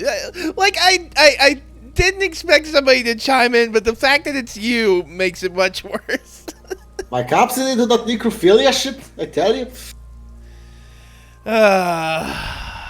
My pig's so fucking ill right now. His voice swells with pride. Oh, your pig's pretty sick, I gotta say. This wasn't necessary. What's going on here? Why are you doing that? I'm detecting. Police work doesn't have to be solicited. The lieutenant is unaware of what's happening in your head and why you're touching it. He merely expects you to write down his notes on the man's genitalia so you can move on. I write it down and move on. Back is symmetrical and intact. Upper and lower extremities are intact, but asymmetrical. There are all combat injuries on the right hand, thigh, and hip. Bullets have bitten little pieces out of him. It must have been excruciating, especially the hip. Before you is a temple of pain that knew little tenderness in life. In addition, I see smaller, residual scars, too numerous to count, covering about 30% of his skin. From wounds sustained over 2, maybe more decades, dispersal and accumulation indicates long and active combat duty. I write it down. Last item, hands. He takes the man's right hand in his, inspects it, then moves on to the other hand. I let the lieutenant work alone. Hands are clean. No sign of a recent struggle. Were we expecting any? I was. Maybe I'm just not seeing them. Honestly, this stench is making it hard for me to think at the moment. I write it down. Ooh. That's all for the external. Well done. What next? He turns aside to breathe. It's not enough. He buries his face in the sleeve of his jacket. You hear a muffled voice. That was just the first... Oh my god! It's pretty long, yeah. Yeah. I'm afraid we can't continue before we've gone through both the external and internal examination first, thoroughly. No, I hit 2. Oh, whoops. Okay, my bad. Central nervous system. I have nothing. Do you have anything on this man's central nervous system? Of course, there is a moral to be drawn from it. A moral to this story. If I may add a moral of the story. What would that be? He looks at you inquisitively. The dead man looks, too, with barely contained excitement to hear the moral of his story. The brain is very vulnerable to compromises in its blood supply. I think that may well be the moral of every story, officer. The lieutenant grins. All right, N.A. Good. Musculoskeletal. Purge fluid is coming from the mouth. Not injury-related. Eyes and tongue protuberant. Hyoid bone.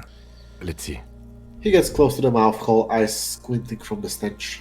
With his eyes almost closed, the lieutenant puts his hand on the dead man's throat and begins to massage it, gently. A rotting smell erupts from the mouth. Purge fluid runs down his lips, black and viscous. Yeah, jack that fucker off! The hyoid bone is fractured. The rest of the musculoskeletal system is intact. Unremarkable. Respiratory system. Backhunched as if in prayer, he begins to pry open the dead man's jaws. He stops to exert more force. Both hands are used. Oral cavity shows no lesions. The victim has received dental implants, possibly after a combat wound. Mouth swollen. Hemorrhaging present in mucosa of the lips and mouth. I look inside of the dead man's mouth. No scream, no sigh of relief rises from the darkness inside. It's humid there. Sickly sweet air, unlike anything living. You feel like you're about to throw up again, straight in that mouth of his. No, you don't. You can keep it in. You can keep anything in. I look deeper inside. You manage to suppress the contractions trying to enter your stomach. All it takes is concentration. Through it, you see nothing but darkness. More meat and darkness. There are ancient mysteries down there, Kobo. Ask me later. All right. Okay, I'm glad I passed that check. That's a new one. Yeah, we might be going for a little longer, folks, because I do want to get this day wrapped up. Hemorrhaging present in mucus. Also, I didn't know that this... Patiently. Sorry? Yeah? Oh, sorry. No, go on. I was reading. I was going to say, I didn't know that this autopsy was going to take this long, so we'll just add on another half hour, because I want to wrap this day up. We've been doing it for a while. Of course. They'll repeats patiently. N.A. Why? Don't we have anything? Are you a hepatobiliary expert? He looks at the corpse's stomach with a mixture of tiredness and disgust. I don't think so. Neither am I. And that's it? That's it. All right. Same for toxicology and serology. N.A. Both? Unless you have untapped reservoirs of knowledge there. The completionist in me is wondering if there's still something we could do. Like a toxicology screening? At this stage, I doubt processing will find anything, even if he was brimming with cocaine. But still, you should add a request. Brimming with cocaine. Shut up, electrochemistry! Cardiovascular. The body exhibits heavy lividity. Blood has gathered in the hands, feet, and neck. Hypostasis is visually consistent with the hanging. Noah Caldwell just dropped the bomb, says Max. Yeah, he made a video on Kotor 1 and Kotor 2. A friend just linked me to it. On what? Knights of the Old Republic 1 and 2. Oh, okay. Noah Caldwell. Is that, the guy who is like a super huge, Suda 51 mark? I think he was. I don't remember, quite honestly. Okay. Yeah, I think I'm mixing him up with Super Great Friend or whoever that guy is. The guy with the golden voice. I have no idea who that is. I just watched maybe 2 videos of his, to be honest. He did a good one on the Call of Juarez series, I remember. I'm more of a white light guy, to be perfectly honest. Who makes videos about places from games in America. Oh, okay. Let me know if he ever does one about 76 in West Virginia. Gastrointestinal. He breathes a sigh of approaching relief. This is the last field on the list. He looks around to the ground, to the pool of feces there. This will do. Digested semi-solid food in stomach. Voila. He touches the corpse's bloated lower abdomen briefly.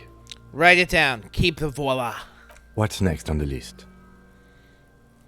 Number 3, description of injuries, now that we've fully examined the body. I thought we decided to leave it to processing. Let's not turn this into some kind of circus.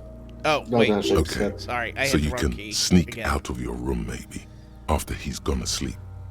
Yeah, you try to... We have bite marks, contusions on the head and chest, and a ligature mark encircling the neck. You'll need 3 fields. Leave a 4th one too. What about the injuries we have inflicted? Oh, so we inflicted them? Okay, I inflicted them. Okay, so there's a spin-stabilized munition from a Kiel A990 muzzleloader lodged in his lung. I don't think we should mention that. Better not to muddy the waters. I agree. The waters are muddy enough. See? These pigs are fucking corrupt. Why don't you fuck him if you love him so much? Now, injuries. Number 1, bite marks. Head, chest, and scalp bite mark injuries. Predation by birds has caused damage to the body. Odontologist does not need to be consulted. All right, I'll write it down. And your opinion, officer? Within the description, there are 2 boxes waiting to be ticked. Non-fatal. They're obviously post-mortem. Agreed. Next injury? The contusions. Not just yet. Let's get what we know it isn't out of the way first. Stop doing this! I see the number next to the thing and I hit that key! The numbers are the most on the left. Shut up! I play video game good. I do right. Leave me alone. So, the scalp bleeds from a post-mortem head injury, a stone. The injury does not have the rim of an early inflammatory response. The perpetrator on the scene has confessed to causing it post-mortem. At maximum velocity, fucko! Has confessed to causing it at maximum velocity. I write it down. Coagulated blood sticks to his scalp and chest, where the countless stones have hit the dead man. Beneath, the description of injury. 2 boxes. Non-fatal, post-mortem. Right. Next. The ligature marks. A dark red abraded ligature mark encircling the neck, with a gap on the nape measuring, let's say, 7 centimeters. The hyoid bone is fractured, the cervical column intact. I see hemorrhaging on the skin, above and below the ligature mark. Bless you. Depth of the mark, Thank you. 1 centimeter. No signs of clawing on the neck. I write it down. Below the note, 2 customary boxes wait to be ticked. The man's head jerks to the side. The ring around his neck is visible. It's obviously the fatal injury. That's it. We have established cause of death. It's not much, and it leaves much to be questioned. But it's a start. Let's wrap this up. I pronounce this field autopsy over. All right, how'd it go? Well, we established probable cause of death. Some would say that's the goal of an autopsy. Bless you, Tidu. Damn, that was like 2 or 3 in a row. Yeah. We also requested a toxicological screening. That was thorough. The results should arrive in a couple of weeks, if we are lucky. I will not hold my breath. Are your allergies acting up, dude? No, don't worry. Okay. I mean, I don't get allergies myself, so I wouldn't know. Neither I just do get I. like once every 3 or 4 years, the seasonal shifts fuck up my sinuses. The one allergy I had in my life, I was allergic to milk when I was a child, but that was digestive, not sneezy. I have an allergy to Claritin D. It's exclusive to men, and it's also like a 10 to 15% chance of happening. What the fuck is Claritin D? It's a type of antihistamine that's more effective than Benadryl and doesn't have any what's the term to describe? No feelings of drowsiness or inebriation. I see. So it's a med Yeah, allergy. And the problem is that, and the allergy is, I break out in hives on my fucking groin and lower stomach. But I discovered that nice and early before it was a problem. But I looked like a strawberry for like 2 or 3 days. Oh, well, it's better than it being fatal, I suppose. Yes, very much. We were thorough with the list of injuries, too. We described them all in detail. What is there to say? Given the circumstances, it was a professional field autopsy. started snowing. Interesting. Oh, yeah. Well done, Master Detective. Maybe a drink is in order? Perhaps a drink is in order. Later, I mean. Now, you see, that worries me. You will die if you drink. You know that, don't you? You are proving a useful detective. The organization would miss you. Please get yourself together. The lieutenant from Precinct 57 thinks. Alright, what now? I need a copy of that autopsy form. Then I will drive him to Faubourg. I rip out a copy of the autopsy page. For processing. He looks at the dead man one more time, then at the slip of a red paper in his hand, then at the corpse again. I'm sure we didn't get everything. There's always something. Tell me something, dead man. Shoot, loony Rooney. Oh, you talked to him when he was hanging. At the autopsy, you said you have ancient mysteries. Oh yes, Kobo Milobo, in the gift horse's mouth. Tracts and wakes and waterways. Ancient materials buried. Yeah, but to where, brother? Just a small gulp away. My beloved Kobo. A small gulp away. Alright, enough. Come back later, Kopo. Amuse yourself with my frank manners and my memento mori features. If possible, also, see me in your dreams. Alright, hang on just a second. I want to attempt something.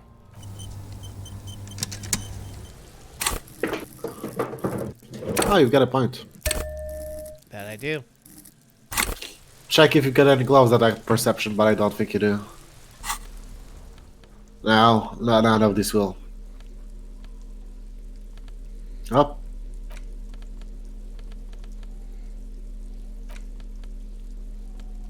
Nothing.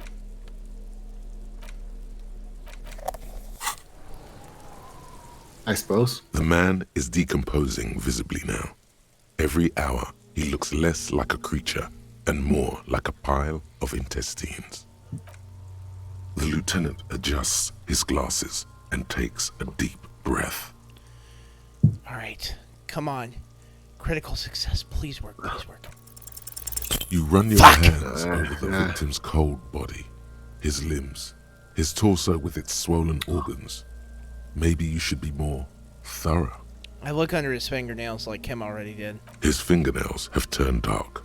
They're chipped and quite long. There is dirt under them. That's all. Do you think we missed something? You can't shake the feeling that there are more secrets concealed in the flesh before you. There's something we're not seeing here, Kim. Okay, well, we are in livor mortis here. He is disintegrating. We need to refrigerate the body if we want to conduct another examination, and we need to do it fast. Alright, where do we find a fridge for the body? It would have to be industrial in size. Let's start by asking Gart at the Whirling in Rags and the Fritz store down at the gates. If they don't know, but only if all else fails. His voice trails off and his gaze settles on Kuno. Fuck are you looking at, Beano man? You want a piece of the Kuno? Wanna get fucked? Only if all else fails. Alright, let's hurry then. This is one task we cannot sideline. With every hour, whatever we are looking for will become harder to find. Alright, just one extra task added, people. I really want to find out where this lead is going.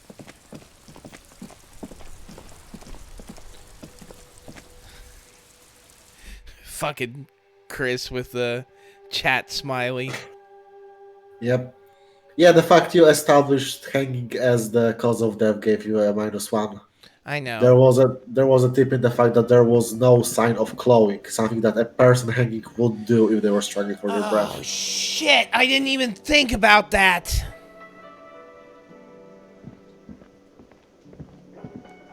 Can I help you? I am in need of a fridge. Yes. For the dead body. You want to put a dead corpse into my fridge, right? Yeah, that's the gist of it.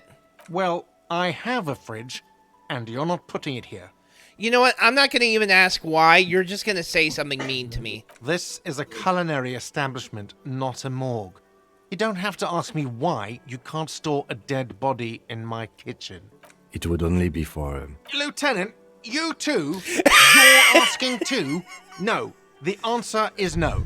I will not turn this place into some kind of macabre circus. Let's go talk to the frit clerk. All right. Goodbye. Is Fritz still gonna be We should open? think about calling it a day, maybe. The nights are still miserably cold this time of year. Yes, my hostel room calls. We can pick up where we left off tomorrow morning. Aside from the corpse. I hope the frit is still open. It's up to until 11. Although I think I saw it. I remember it closing at Even blinded by the flashlight, guard didn't give up. Yep. Guard has ridiculous amounts of volition, honestly. Oh, thank God it's still open.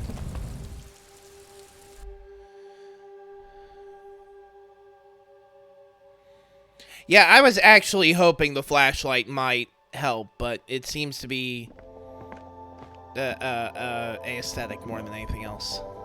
It helps in some locations, but yeah. Is this about the questions again? Because I don't really know anything. Do you have a fridge? Mm-hmm. Right behind you. I need to store a corpse in there. You're joking, right? No, I'm not joking. I need to store the corpse of a hanged man in your fridge. Okay. It wouldn't even fit, you know. Now that I'm looking at it, maybe a glass-doored fridge in a public grocery store isn't the best option for storing a corpse. I guess you're right. Plus, the fridge is too small anyway. Okay. Fuck. So, yeah, option number 3. Let's go talk to Kuno, baby! I've actually never seen this chain, so I am quite excited. Oh, I'm glad you're excited, Tidu. The first time around, I found the fridge before I got the body down. And the second time around, I just knew what to do. I'm glad this is entertaining you. It is.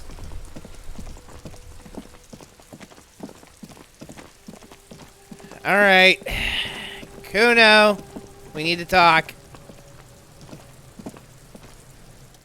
You missed a good show before.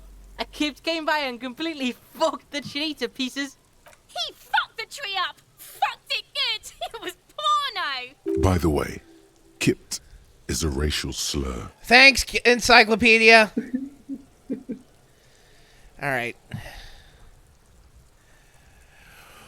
Ooh. That number 2, yep.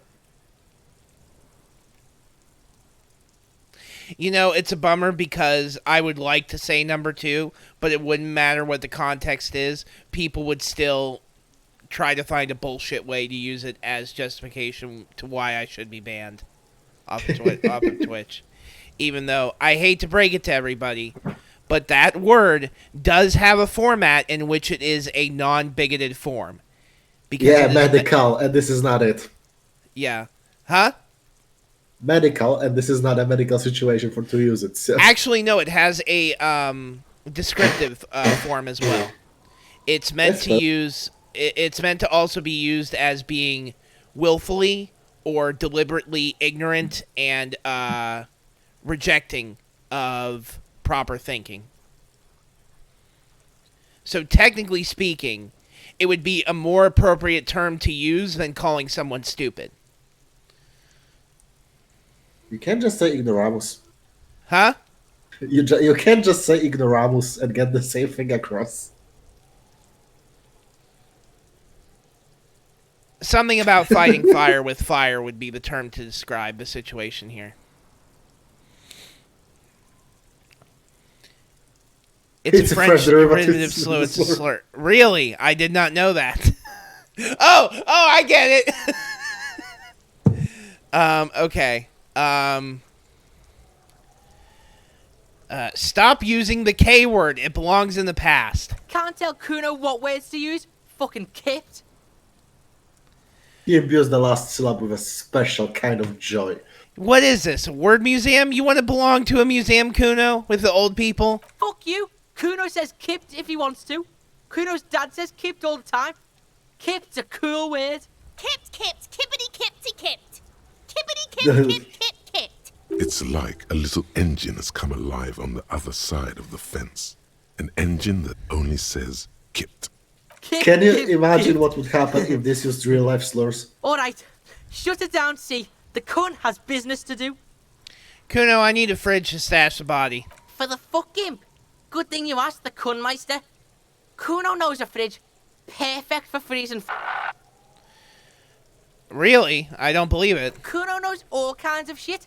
Kuno gets around. Where can I find this perfect fridge, then? Bacon Man's in a rush. But what's in it for the Kuno? What's the return on Kuno's investment? Hang on. Can't say. I can't unequip my thing so I can boost my rhetoric.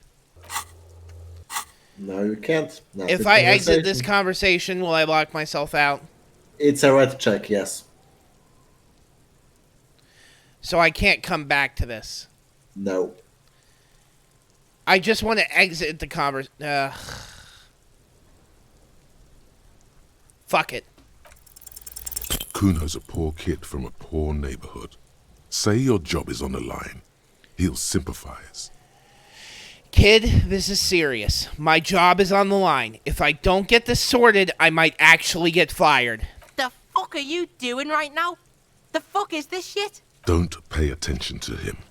Just keep telling your sad story. Kuno, I have lost everything. My memory, my money, even my name. I cannot lose my job too. Please, please help me.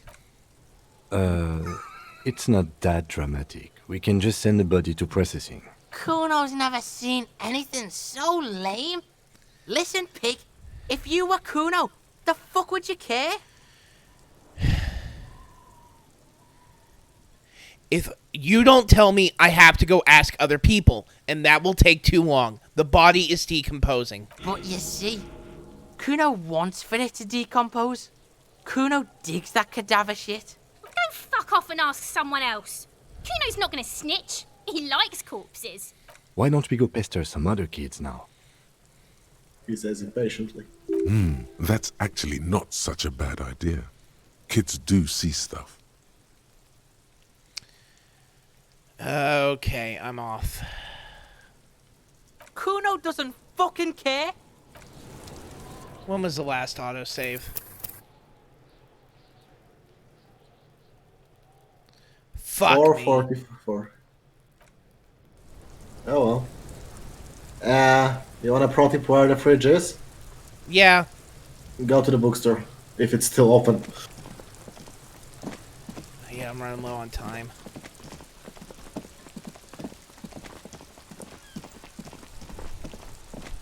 I don't think it is because the girl is not outside. Nope. Oh well.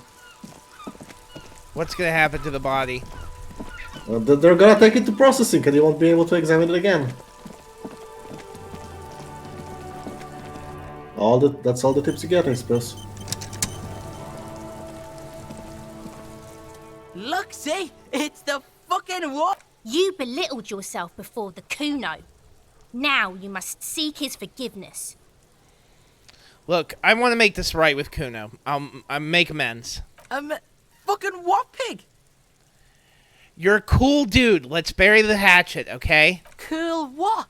What the fuck is wrong with you? I think you broke his brain when you fucked him up, Kuno. You better come up with a way to make Kuno forget you tried to fucking hit him, piggo. I don't have anything. What can I offer you, Kuno? Please don't waste time on nonsense. The lieutenant does not approve of this at all. Don't listen to the blind fuck, piggo. You're doing the right thing here, trying to get Kuno to like you again.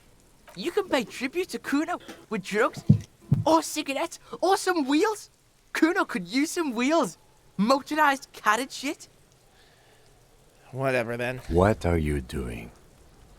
The lieutenant's dark eyes peer into yours over his spectacles. I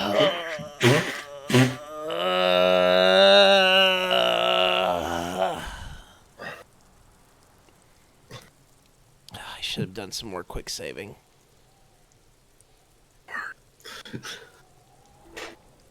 Alright, glasses back on. Nothing, Lieutenant. I don't want to get into this. Well, send the body to processing, I suppose. Not much we can do. The man is decomposing. The lieutenant adjusts his glasses and takes a deep breath. Hold on. I've got one more option. Do you? Yes, I do. I'll leave and load the game, I suppose.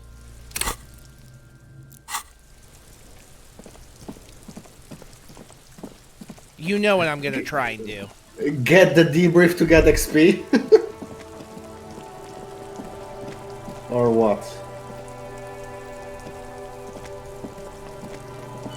No. Power level. Yeah, that's what I meant. Oh. I suppose.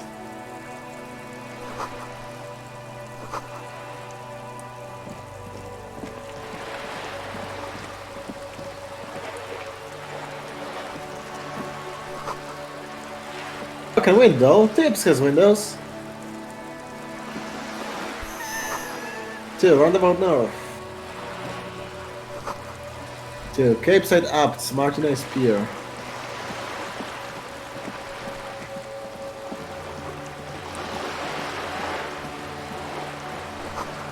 A lonely cormorant surveys the sea, indifferent to your approach. The belly of this boat shines like it was recently painted. Welcome to hell, everybody. Looks like there was more construction here once decades ago.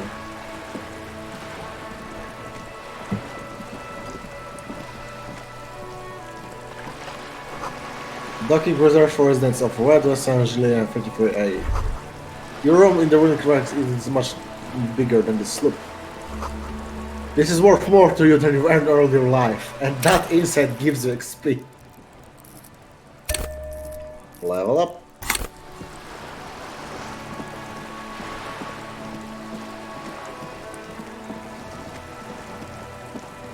I hate to break this to you, everybody, but I'm gonna start save scumming because I'm gonna pass. Shame! Shame! Shut up! Shame! Shame! Shame! Shame! I want to This pass game this is check. all about failing. And I you want dare to say pass. it. No, I want to pass this check. Oh wait. The book started man from Hellman and the Wildfire. Not Wildfire. The book appears to be erotica, but without actual erotica. Oh, so the worst kind of trash.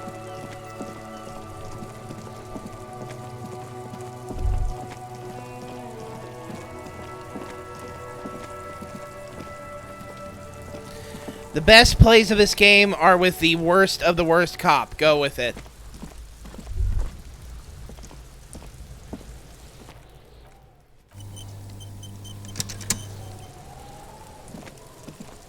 The man is decomposing.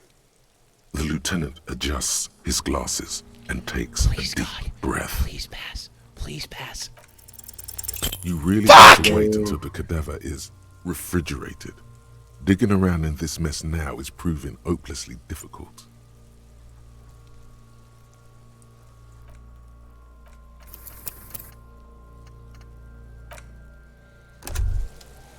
I am Let's Playing with crazy people.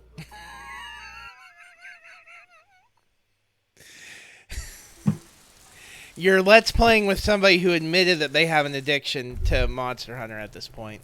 I know what I said.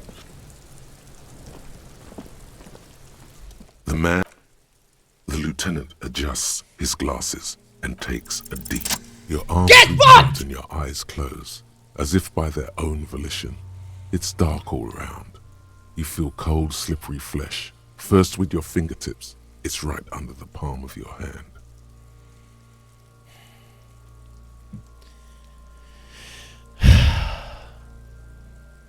What is this?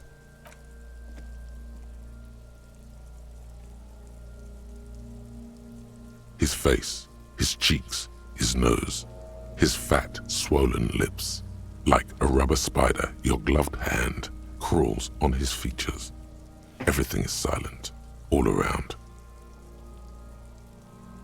I put my fingers in his mouth. Yes. You know what? Okay, fine. Okay, that's how we want to do it? That's how we're going to do it? Alright, fine. Fine.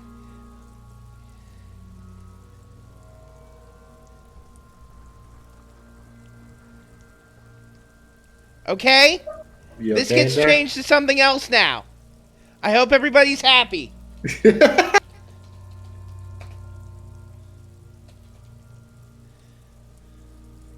There! Are you all happy now? You also saved Come to Joyce. It's 2. Okay.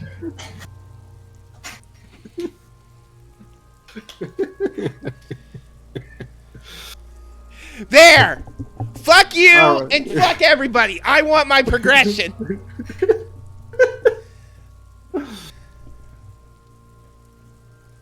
Okay, I'm not actually going to leave this on the whole time. But I will bring it up every once in a while to update it. We need a sound effect like ding whenever it shows up.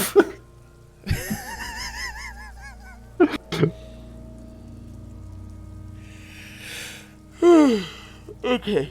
Give me a second. Ugh. So yeah, we're introducing a new mechanic to this LP called the shame counter. Every save scum attempt will add a point to the shame counter. I put my fingers in his mouth. Oh shit! Hang on.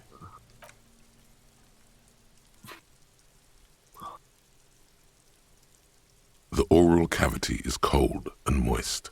A ball-like tongue attaches itself to the base of the mouth, lolling around like a scallop. You're on the right track. I open my eyes and look. A vision of black and dark red death, pried open by your hands and studded with teeth. Looks like he's laughing. Death fumes rising from his throat. And there, in the back of his mouth, above the bell of the uvula, right in the soft palate, you see a hole, barely visible to the human eye. It is swollen shut, almost vanished. No larger than 0.4 centimeters in radius, the edges appear darkened. An abrasion collar. This is what we're after. Abrasion collar. Abrasion collar. The lieutenant looks in. There's a pen in his hand. His notebook is open at the copy paper. Kuno is silent. I touch it with my finger, gently. A black trickle of liquid runs into his throat from the wound. I put my finger in. Your index fits right in there. A tight tunnel of flesh opens up. Tissue damage. Wide enough for 2 fingers. As you push both in, you reach through his mouth, right into his brainstem. The fuck is happening? Ah, shit, see?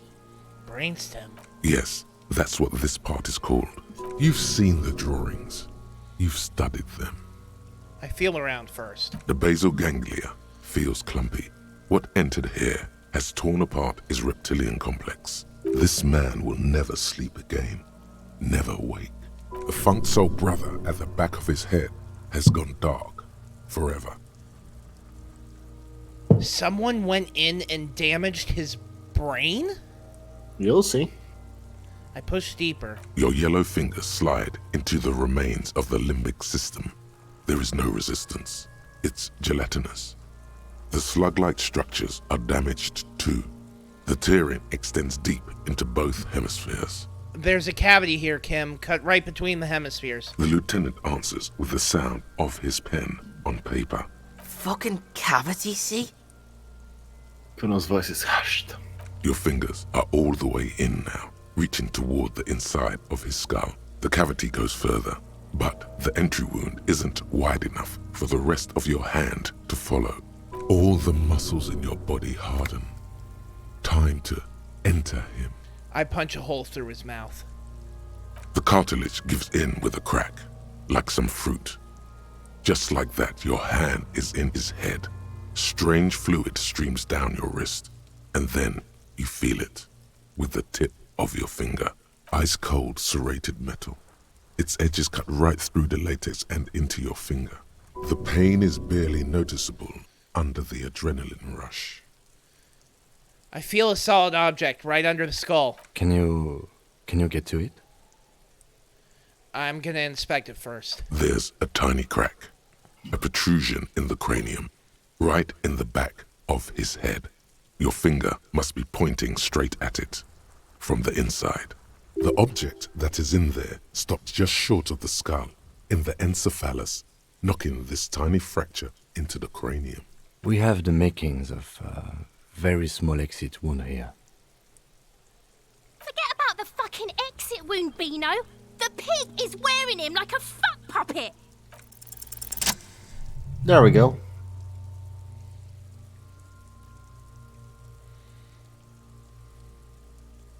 You pick the object between your index and middle finger. Feels sharp, like metal. You press your teeth together. Your jaw is clenched. All you need to do is just... I got it. My pig's fucking got it? What? What is it?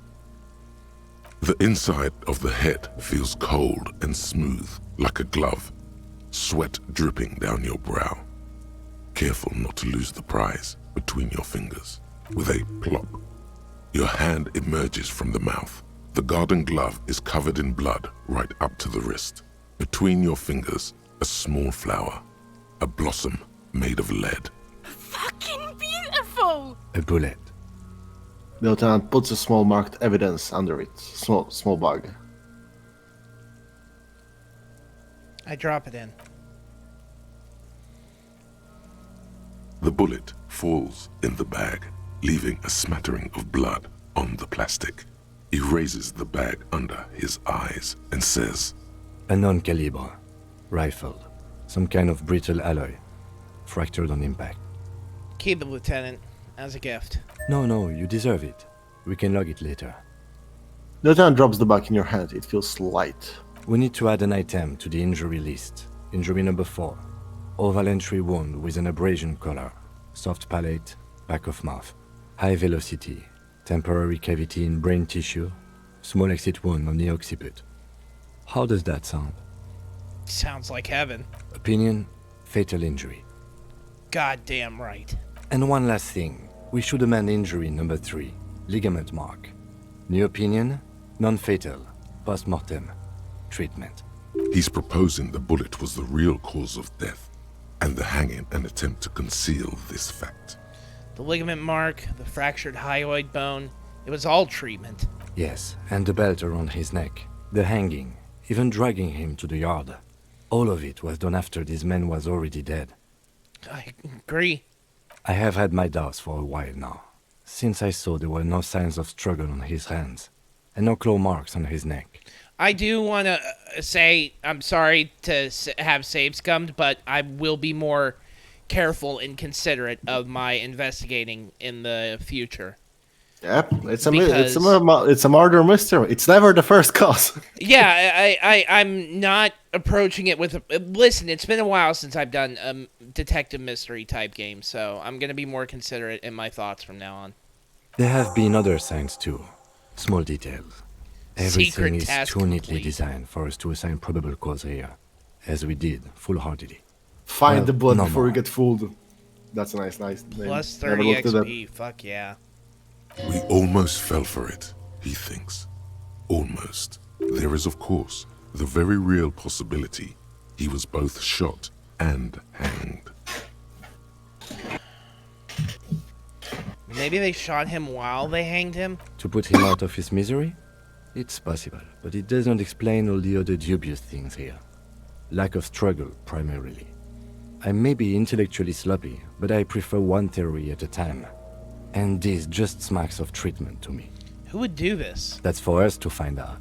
But this, it will make finding them just a little easier. Why would anyone do this? To hide something.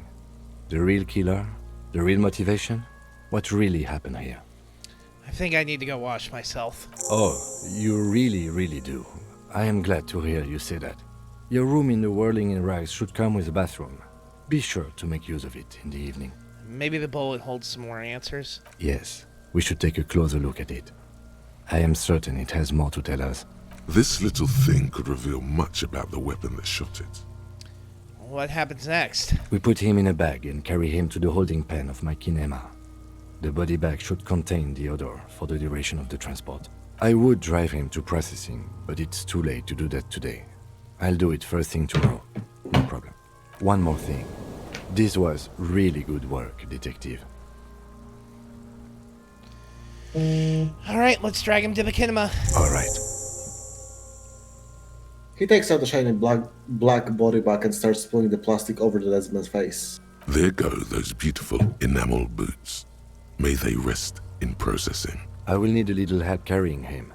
You take the hands, I'll take the legs. We bag the corpse and drag it to the motor carriage.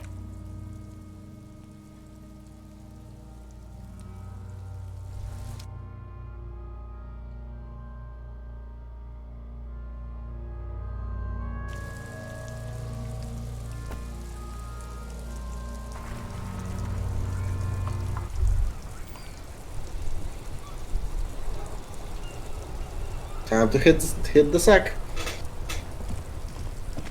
That it is. Quick light. I'll check it out later. On the next game. On the next stream day. And in-game day. Yep.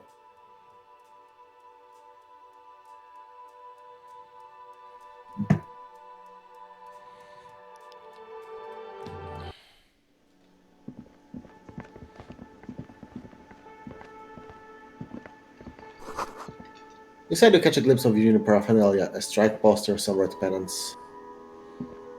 God, I'm really glad I cranked up perception. There's gonna be a bunch of orbs I can catch now. Yep.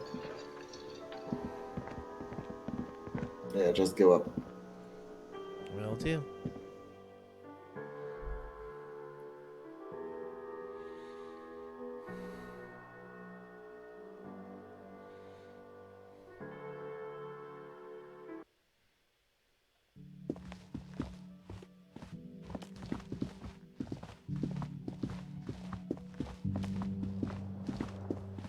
Let's go to your room. Then pull trigger. This is the door to the room you redecorated. Good night, Lieutenant. Just a moment. You had some questions earlier, I believe. And besides, we should discuss our progress on the investigation. Let's go out to the balcony. All right. Oh, we're going into a cinematic conversation, aren't we? The air outside is brisk. The lieutenant is silent for a moment. He listens to the traffic hum. Then,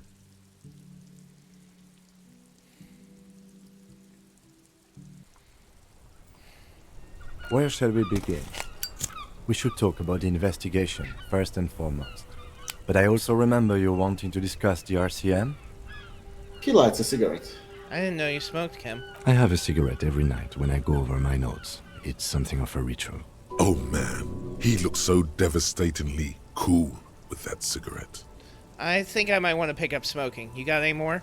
I apologize, but I only brought one with me. I have exactly one cigarette every night while going over my notes. How'd you get so cool, Kim? You mean this? This isn't cool. It's an unnecessary trial of will, and unhealthy. The light of his cigarette illuminates a fleeting smile. He flicks the ash. Keeping the habit within the parameters he's given himself takes a lot of focus. It would be easier to simply quit. Right. Yep. Debrief. Sorry? No, I'm just saying that Volition is completely right. It would be much easier to quit than just smoke one a day and every day. Yes. It's been a long and eventful day. How do you think today went? Well, we inspected the victim's body, so that's good. It was not easily approachable in that state, but we did it. Our inspection was also very thorough, and we've already started following up on leads. Okay, hold on everybody, just a second.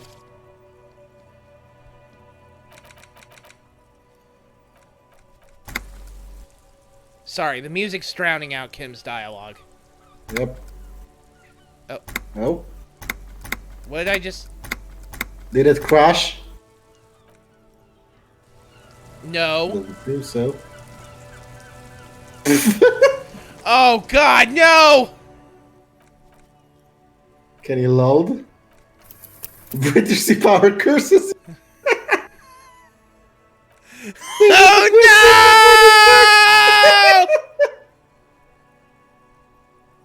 My God.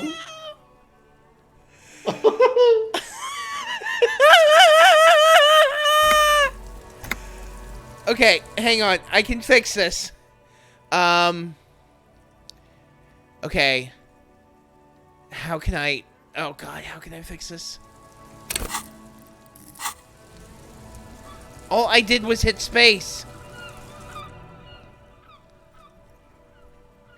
Oh, fuck me. You, like, leave through the door? Oh, my God. I have to go back to my fucking quick save. Do you want to wrap up here and do that in your free time? No, I'll mash through it. It'll be quick. We'll have to do the check as well. I know. Alright. Alright, here we go, folks. Now the only thing you can do is listen to the music, you ungrateful man. I'm sorry. It was an accident. Baby. Slapjack strikes again. Okay. Alright, we're gonna do this. Points are not gonna be added to the shame counter. Lieutenant adjusts his glasses and takes a deep. You really Oh my God! Yeah, baby, we're in there! This is fucking happening! Let's go, that's one. How many failures can we get in today? Oh no! Oh no! No! No! No! No! No! No! No! No! No! Remember, the dice can smell your fear. The lieutenant adjusts his Master! glasses and takes a deep breath. You really Snake eyes even.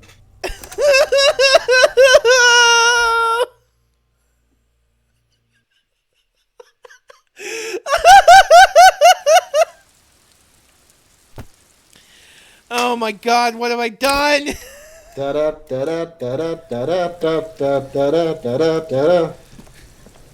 The man Piccia bibiteru. Hey, hey, hey! and takes a deep breath.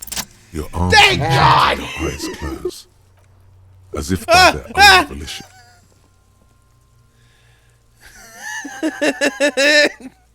Don't step on me. His cheeks, his nose.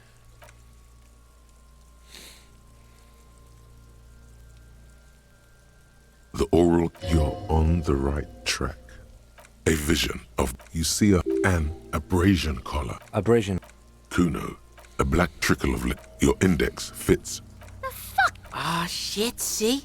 Yes, you've seen the drawing. The basal ganglia feels this man will never slip. The funk soul brother, your yellow fingers slide in. The lieutenant answers. Fucking...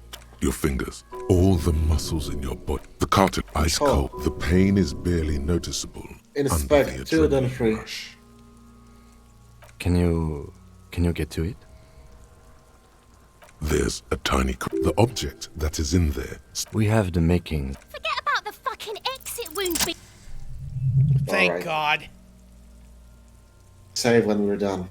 Yeah, I know.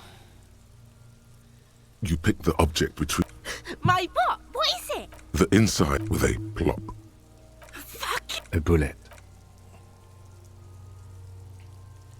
The bullet falls. A non-caliber. Rifled. Of course. You deserve it. We need to add an item. High velocity. Temporary. Opinion. And one last thing. He's proposing the bullet was the... Yes, and the belt around his... I have had my doubt. There have been other signs too. Small detail. We almost... There is, of course, the very real To put him out of his misery? That's for us to find out. To hide something. Oh, you really... Yes. This little thing... We put him in a bag and I would drive him. One more thing. This was alright. There go those. I will need a little help carry. It was insane. Those cops did in like a minute, representative of the local youth.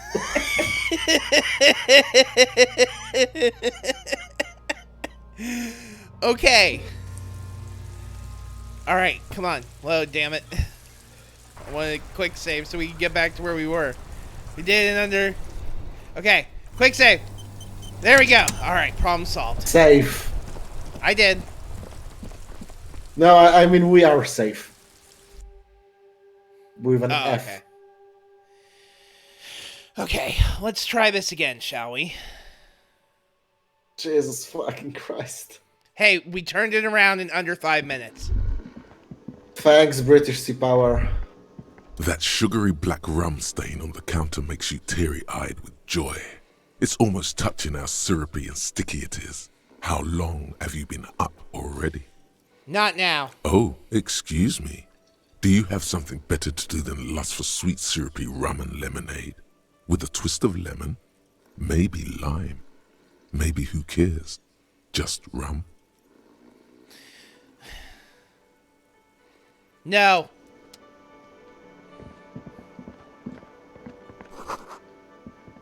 Summer door closed for the winter. Just go before British Sea Power catches up to us and curses us again.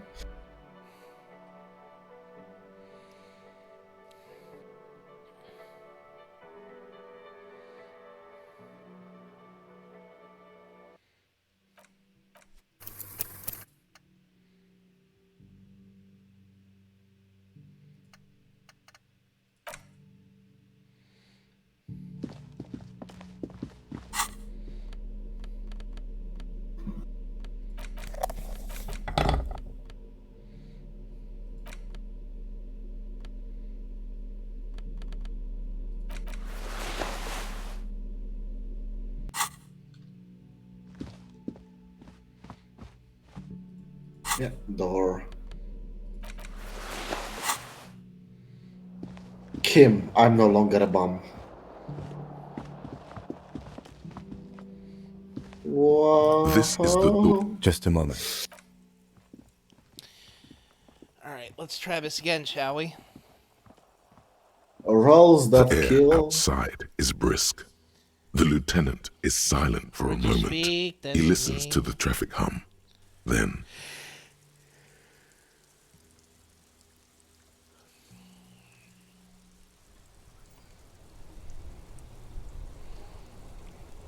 Where shall we begin? We should talk about the investigation, first and foremost. But I also remember you wanting to discuss the RCM? I didn't know you... I have a cigarette. Oh man, he looks so devastatingly cool with that cigarette. I apologize, but I only... You mean this? Keeping the habit within the parameters he's given himself Right then, the takes... debrief. Yes. It's been a long and eventful day. So how do you think today went? Well, we inspected the victim. Our inspection was also very thorough. Then you shot him in the chest, which wasn't ideal. But we did manage to get him down from the tree. So as they say, all's well that ends well. By not ideal, he means he can't believe he let you try that trick and would be angry if he didn't feel the outcome was partly his responsibility. I admit, I'm a little out of practice. Being sober also tends to help with precision. Anyway, we performed a field autopsy on the victim. We found some things we can really work with. Moreover, you found that the hanged man wasn't just hanged, he was also shot. That was some excellent detective work. It's more like some excellent scam work. Thank you, I was waiting for that. And you managed to locate and pull out the bullet, so we can get ballistics, make off the gun. All this is invaluable. It was the least I could do, given all my past mistakes. The rest is up to the boys in processing. Maybe they will surprise us by doing their job for once, but I wouldn't count on it. There's still work to be done at the crime scene, however. We mustn't forget that. Now, for the interviews. He takes a deep drag and looks at the city. The initial interviews? Well, yes, we talked to some people. Including Evrard Clare, a daunting adversary. if there ever was one. He wasn't particularly forthcoming with useful information, however. He's not saying much on the matter because he thinks you could have gotten more out of Everard. I'm a little intimidated by him, honestly. He has stuff on me. Well, we will have to work through that. We interviewed Joyce Messier, the Wild Pines rep, and learned a lot. None of it very good news for us or Martinez, but... Gives you a quick nod of acknowledgement and approval. Above all, though, today was exhausting. What's with all the running? You run a lot. Is that a standard Precinct 41 practice? I have a really good theory about why you're running so fast, son. Just you wait until we get up tomorrow. Oh no. I don't know why I do the things I do, Lieutenant Kitsuragi. It's impressive, especially for a man your age. And in those hills. He nods thoughtfully, tapping his fingers on his cigarette. Nice shoes, by the way. I like the green. Goes with the orange. He looks at your snakeskin shoes and smiles suddenly. Thank you for the compliment. We could manage it even in wooden clogs. There are uncanny running reservoirs in this body. God knows why. So what are our powers exactly, the RCM? They're quite limited, actually. The power officers of the Revachol Citizens Militia exercise most frequently is imposing fines of up to 1,000 real for offenses, in accordance with an interdepartmental schedule. Wouldn't that be an easy power to abuse? Yes, although indirectly, as citizens can always request records from their local station. Officers of the RCM have been known to take bribes of less than the prescribed fine amount. It undermines trust in the RCM. 1,000? Why not more? The RCM's primary role is to ensure safety. We are not really supposed to play any part in the economic structure of Revachol. Okay, what else? We can arrest people, of course, but rather than bringing someone in directly, it's preferable to serve a station cold sleep. It prevents confusion and overcrowding. Wait, how can we be sure the arrestee will actually show up? You can't. Those who don't show up become fugitives, though, and have fewer legal rights when they are eventually caught. It's about power projection. Thus far, they seem to mostly show up. I see, and if someone resists? As you may have gathered from the fact that we are expected to carry a record of our kills, like the one in your watermarks, we are permitted to use whatever force is necessary, and strongly admonished not to abuse that power. Wait, so if I kill someone while on duty... You have to supply compelling evidence for why it was necessary to use lethal force. In these cases, your partner is usually your witness. Not a good position to be in, by the way. Internal Affairs handles these cases thoroughly, by cross-examining you for inconsistencies. It is hard to cover for anyone, which is for the best. What happens to the people who convict? We don't convict. We arrest and send them to coalition government courts in Couron and La Delta. The prosecution works off our testimonies and records, which is why it's paramount to keep them. He taps on his coat pocket where he keeps his notes. And who makes all these rules? The coalition government, and the moral intern more broadly. The RCM was formed by the coalition government to restore order in the international zone after the revolution. So we did. Now we attempt to maintain that order. No more, no less. His gaze is absolutely fixed on the window below that just went dark. Or perhaps it is better to say we were allowed to form. It's a point of contention whether the citizens of Revachol or the coalition government founded the RCM. Let's say it was the citizens. Be sentimental if you like. Either way, the moral intern leases us the right to keep the peace in this city, and they will take it away if we misuse it. Or if they think you do. The moral intern, what is it? The Moralist International are the world's largest political organization. You know who they are. They have been running this place after the revolution failed. If I didn't know, how would you describe them? They're a union of center-left and center-right parties across the Real Belt. Our coalition government is just one of its many projects. They also run the ICP, EPIS, most intergovernmental organizations in the world. Whoop whoop! Sorry, was that in bad taste or out of place? Was what in bad place? The whooping at the mention of the insane clown posse. I haven't heard shit, so it might not have recorded. You can't hear anything? I haven't heard shit. Nope. What's going on? I don't know. Might just be my headphones, honestly. Oh, okay. You're still connected? Yeah, I am. I can see. I just saw you open up Parsec. Okay, you can hear me, but you can't hear the Yes. You can't hear the game. I can hear the game. I haven't heard you whooping. Oh, That's it. okay. Sorry about the dumb joke, everybody. Please forgive me. What do they believe in? What do they believe in? They are Dolorians. They believe they continue the humanist project set forth by Her Innocence Dolores Day 4 centuries ago. Others say they are just technocrats. The fucking technocracy free! Trying to control us mages. Those others say they continue the humanist project set forth by Dolores Day. Do I really need to go through all this? Well, don't you like world building? I do, but it's a lot. Okay. What is their symbol? Interesting question. It's a blue forget-me-not. Their motto is love, compassion, self-discipline. I think you can gauge what they want you to think of them from that. Something kind and usual. Something almost self-explanatory. Something ominous. Something even a little feminine, but in a strict manner. Something like the dark blue, serious color of the early night sky above. It's interesting that everybody had something to say. Yep.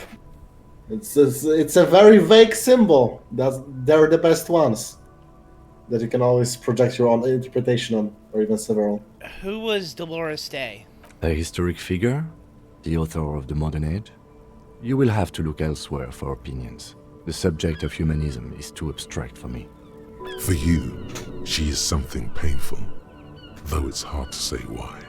What do you think of them? The moral intern are a fact. I try not to have opinions on facts until they change. And it doesn't look like that's about to happen. He looks at the city below. I have an opinion on the moral intern. Do you? The lieutenant arches his brow and pulls on his cigarette. It's slim. It's a slim white thing in his fingers.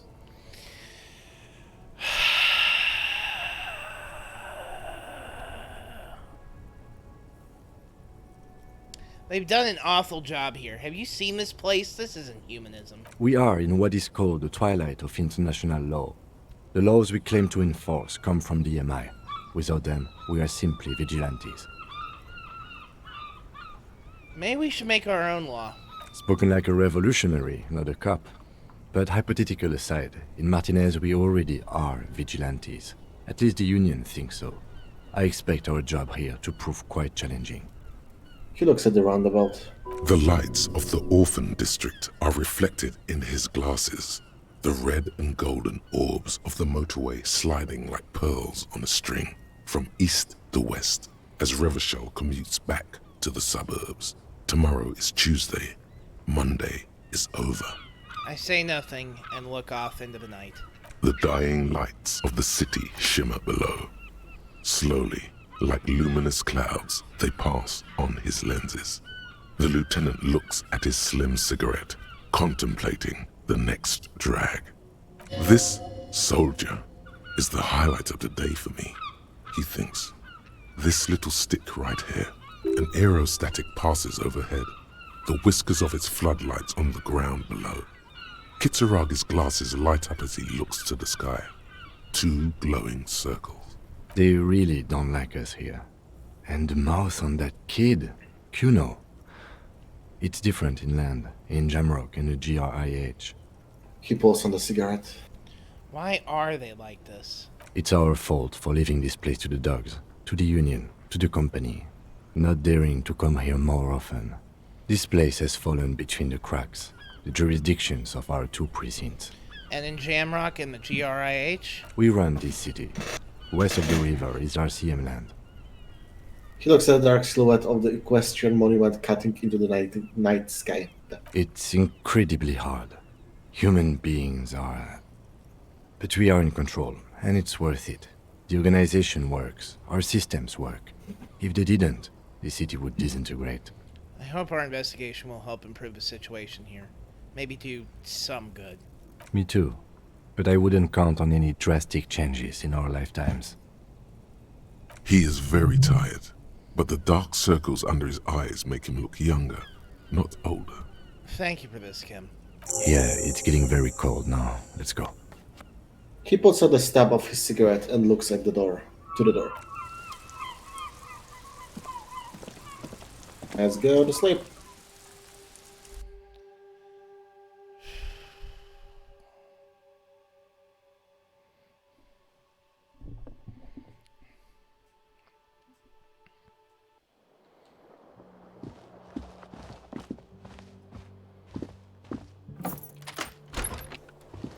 See you in the morning.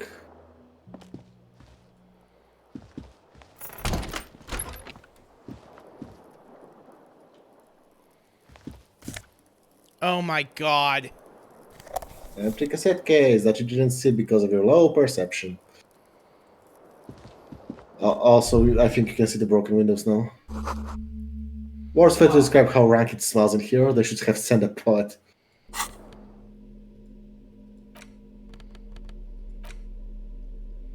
There used to be a tape in this case, but it was destroyed by a fit of rage. Something about the Atelier. Single smallest chart in Sansa must have wrapped someone the wrong way. The label says the song was recorded in 43. I'm going to assume that the R and S are that the S is silent. Yeah, probably. It is French. And they love their silent A letters. mirror hangs on the bathroom wall. In it, your face, adorned with the expression. You need to have chain cutters in hands.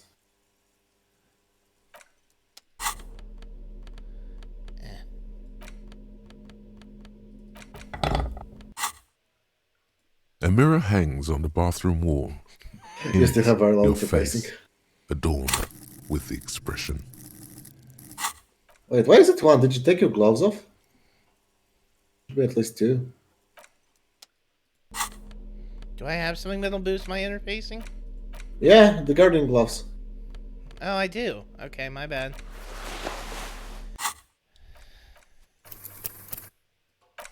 It's not worth safe coming over, dude. A mirror hangs on the bathroom wall. Okay, In I have it, both equipped your now, right? Face, yeah, adorned. I'm double checking just to make sure. Okay. So this is as good as it's gonna get. I can always attempt it again later. We're almost done. A mirror hangs on the bathroom wall. In it, the chain cutters slip out of your hands as you attempt to twist the faucet into place. Well, you know one thing for sure. You've probably never been a plumber. Alright, well, let's take a bath real quick. This is not the cleanest bathtub in the world, but it's cleaner than you are right now. Did you actually have an Iron Man mode? Yeah, absolutely. Ah, that soap scum smell. It smells like life, at least compared to you. Run myself a bath. The bathtub slowly fills with water. The water beckons. I undress, close my eyes, and submerge. The water is only lukewarm, but still comforting, like amniotic fluid. A few beer cans are bobbing up and down along your flanks, like sad duckies. You feel nice and lonely, and so tired.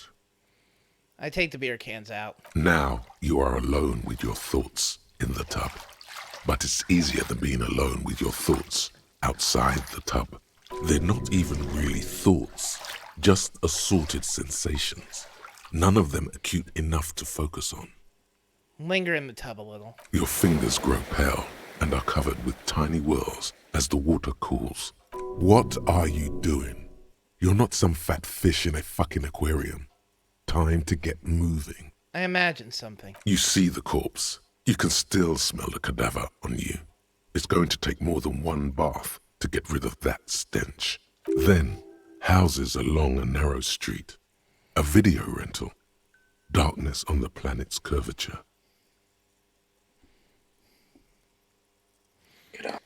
Get out The of waterline recedes as you stand. You are cold now. Your clothes stick to your still moist skin.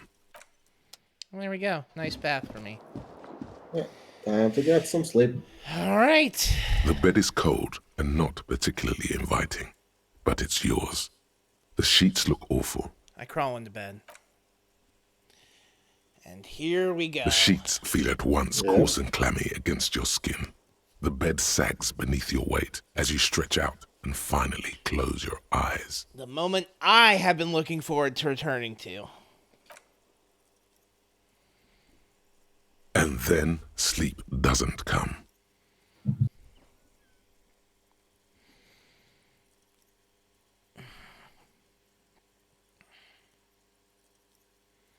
And then sleep doesn't come. Why? Maybe it's the bed's fault. I checked the pillow. Its synthetic filling has separated into hard lumps. The pillowcase smells oddly. Smells of alcohol and sweat. I checked the and blanket. grease. It barely covers your toes, stretching over your soft belly. This is your body here, intimate and warm, breathing. Under your thrumming eyelids, you see a dizzying array of colors. You won't get off this carousel quite so easily. I roll over to the other side. It's a little better. Colors, scenes, and half-formed phrases still litter your mind. Part of you is still trying to solve the case, isn't it? Who killed him? Who? Something to do with... Hey, Mikoi. What was it that the lieutenant said? Union? And it's gone again. Your thoughts lost between the slowing brain waves. No more thoughts. Fall asleep now. Your breathing steadies. A great silence washes over you until your eyelids twitch in your sleep and images start forming. You guys showed up at literally the best possible time. Hey, Grandiose. Yeah, right at the end. I mean, there's one more scene, but yeah. Well, the scene that matters the most is the point. We already did the roundhouse kick. Who are you lying to? I know. But I consider this scene really important. It's really good, yeah.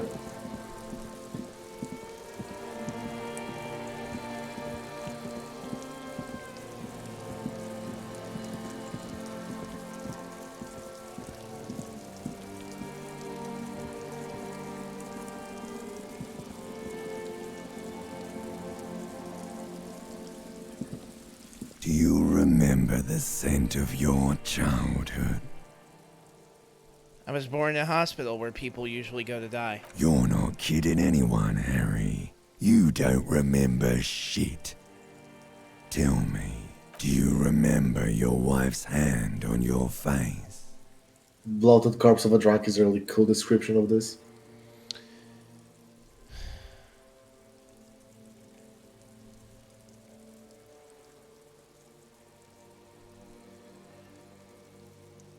I don't have the energy to deliver the first one with the intensity I think it demands. So I'm just going to click it. Okay. You know who I am. I'm the bad day. The one where you ask her, and then later in the streets wandering. It's the worst day of all time, Harry dear. And it's coming. She will hear about it on the phone. Reality will turn into a grotesque nightmare. This'll be the last thing you did to her. Tell me, do you remember the love of your life? You said who? Do you remember the warmth of her thighs, between her legs and in her mouth? I was left. That's right, funky baby. And you just stood there. One hand on the bottle and the other on your dick. Watching her go. Let it all be dragged away from you. Tell me, where are your friends? Human beings have friends, Harry boy. Where the hell are yours? Banned? Why? For being disco.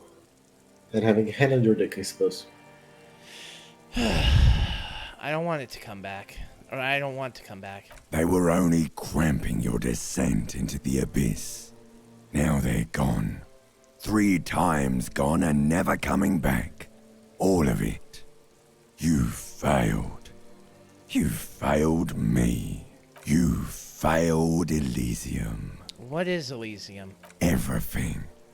The Pale and the Isolas on the surface. The outer magnetosphere. Burning, furious truth. 8,000 years of written history. You really dropped the ball, Harry. 4.6 billion people, and you failed every single one of them.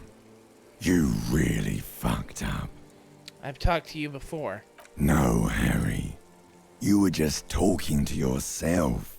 That's all you ever do, even in your dreams. And the act is wearing thin. The spots on the disco ball fade around you. Yeah, there's a disco ball, there's Elysium. That's a title drop. When this is You'll right. be back in those cold snakeskins in no time. Sweating up the bed. Stinky boy. I can come back from this. You're not coming back from shit. Thrashing around in that high conductivity state of yours, bumping into things and acting like a clown? Who are you kidding? I'm trying to solve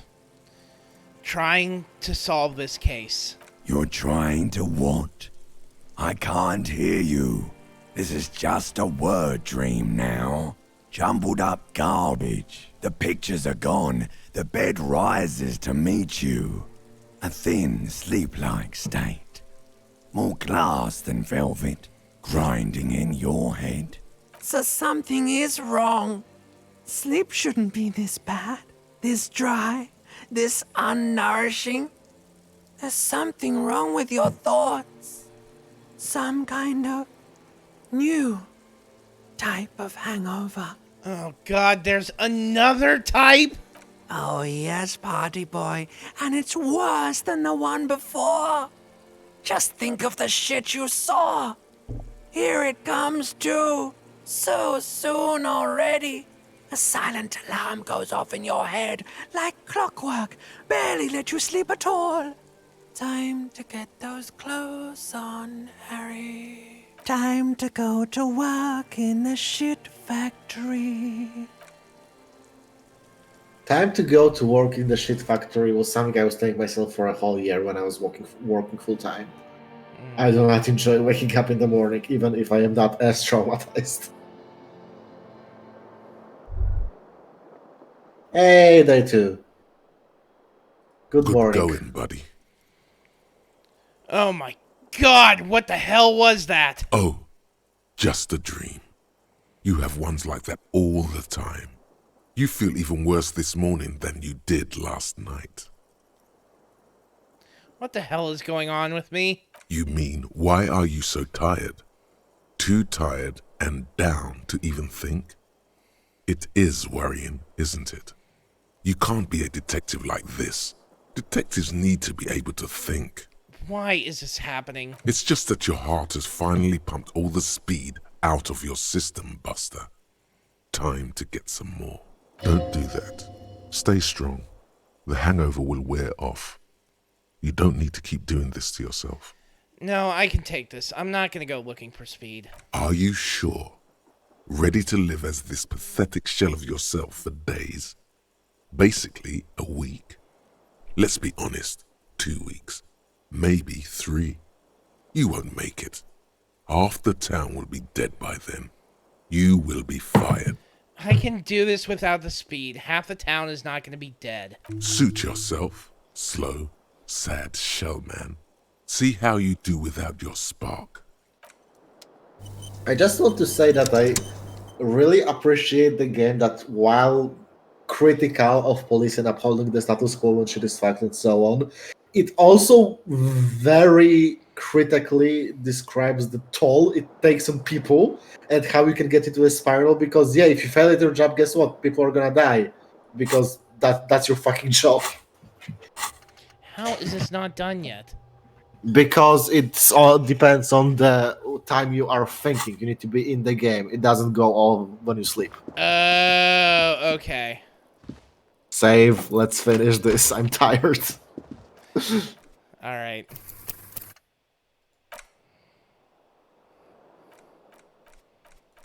Thanks everyone for coming. Lots of progress today. Oh yeah, we're gonna work in the shit factory tomorrow. Huh? I'm saying we're going to work in the shit factory tomorrow, but for today it was fun. Yeah, no shit factory for me tomorrow, thankfully. Oh, nice. Yes, I'm off tomorrow. But I'm gonna be no shit factory tomorrow. I'm gonna be in a factory of sorts, but not quite in the standard factory. You can find Tidu at CuteMutePrude on Twitter and Tiduidu's Last Minute Essays on YouTube. New video should be this week if I don't die. And you can find me at Space Between All. And yeah, you can find me there. We have an official Discord. Everybody here, I believe, has joined it at this point. We're gonna try and be more on top of the in-server announcements too, because I'm sure that would help. The link doesn't work. Of course it doesn't. I just checked. Great. All right. We'll see you again on Tuesday for more disco. Yep. Probably then we will also see you next Wednesday for more Yakuza cast like a Mechanica. Everybody have a nice day. I'm gonna go do some more crack. Enjoy. I will. Bye, everybody. Goodbye.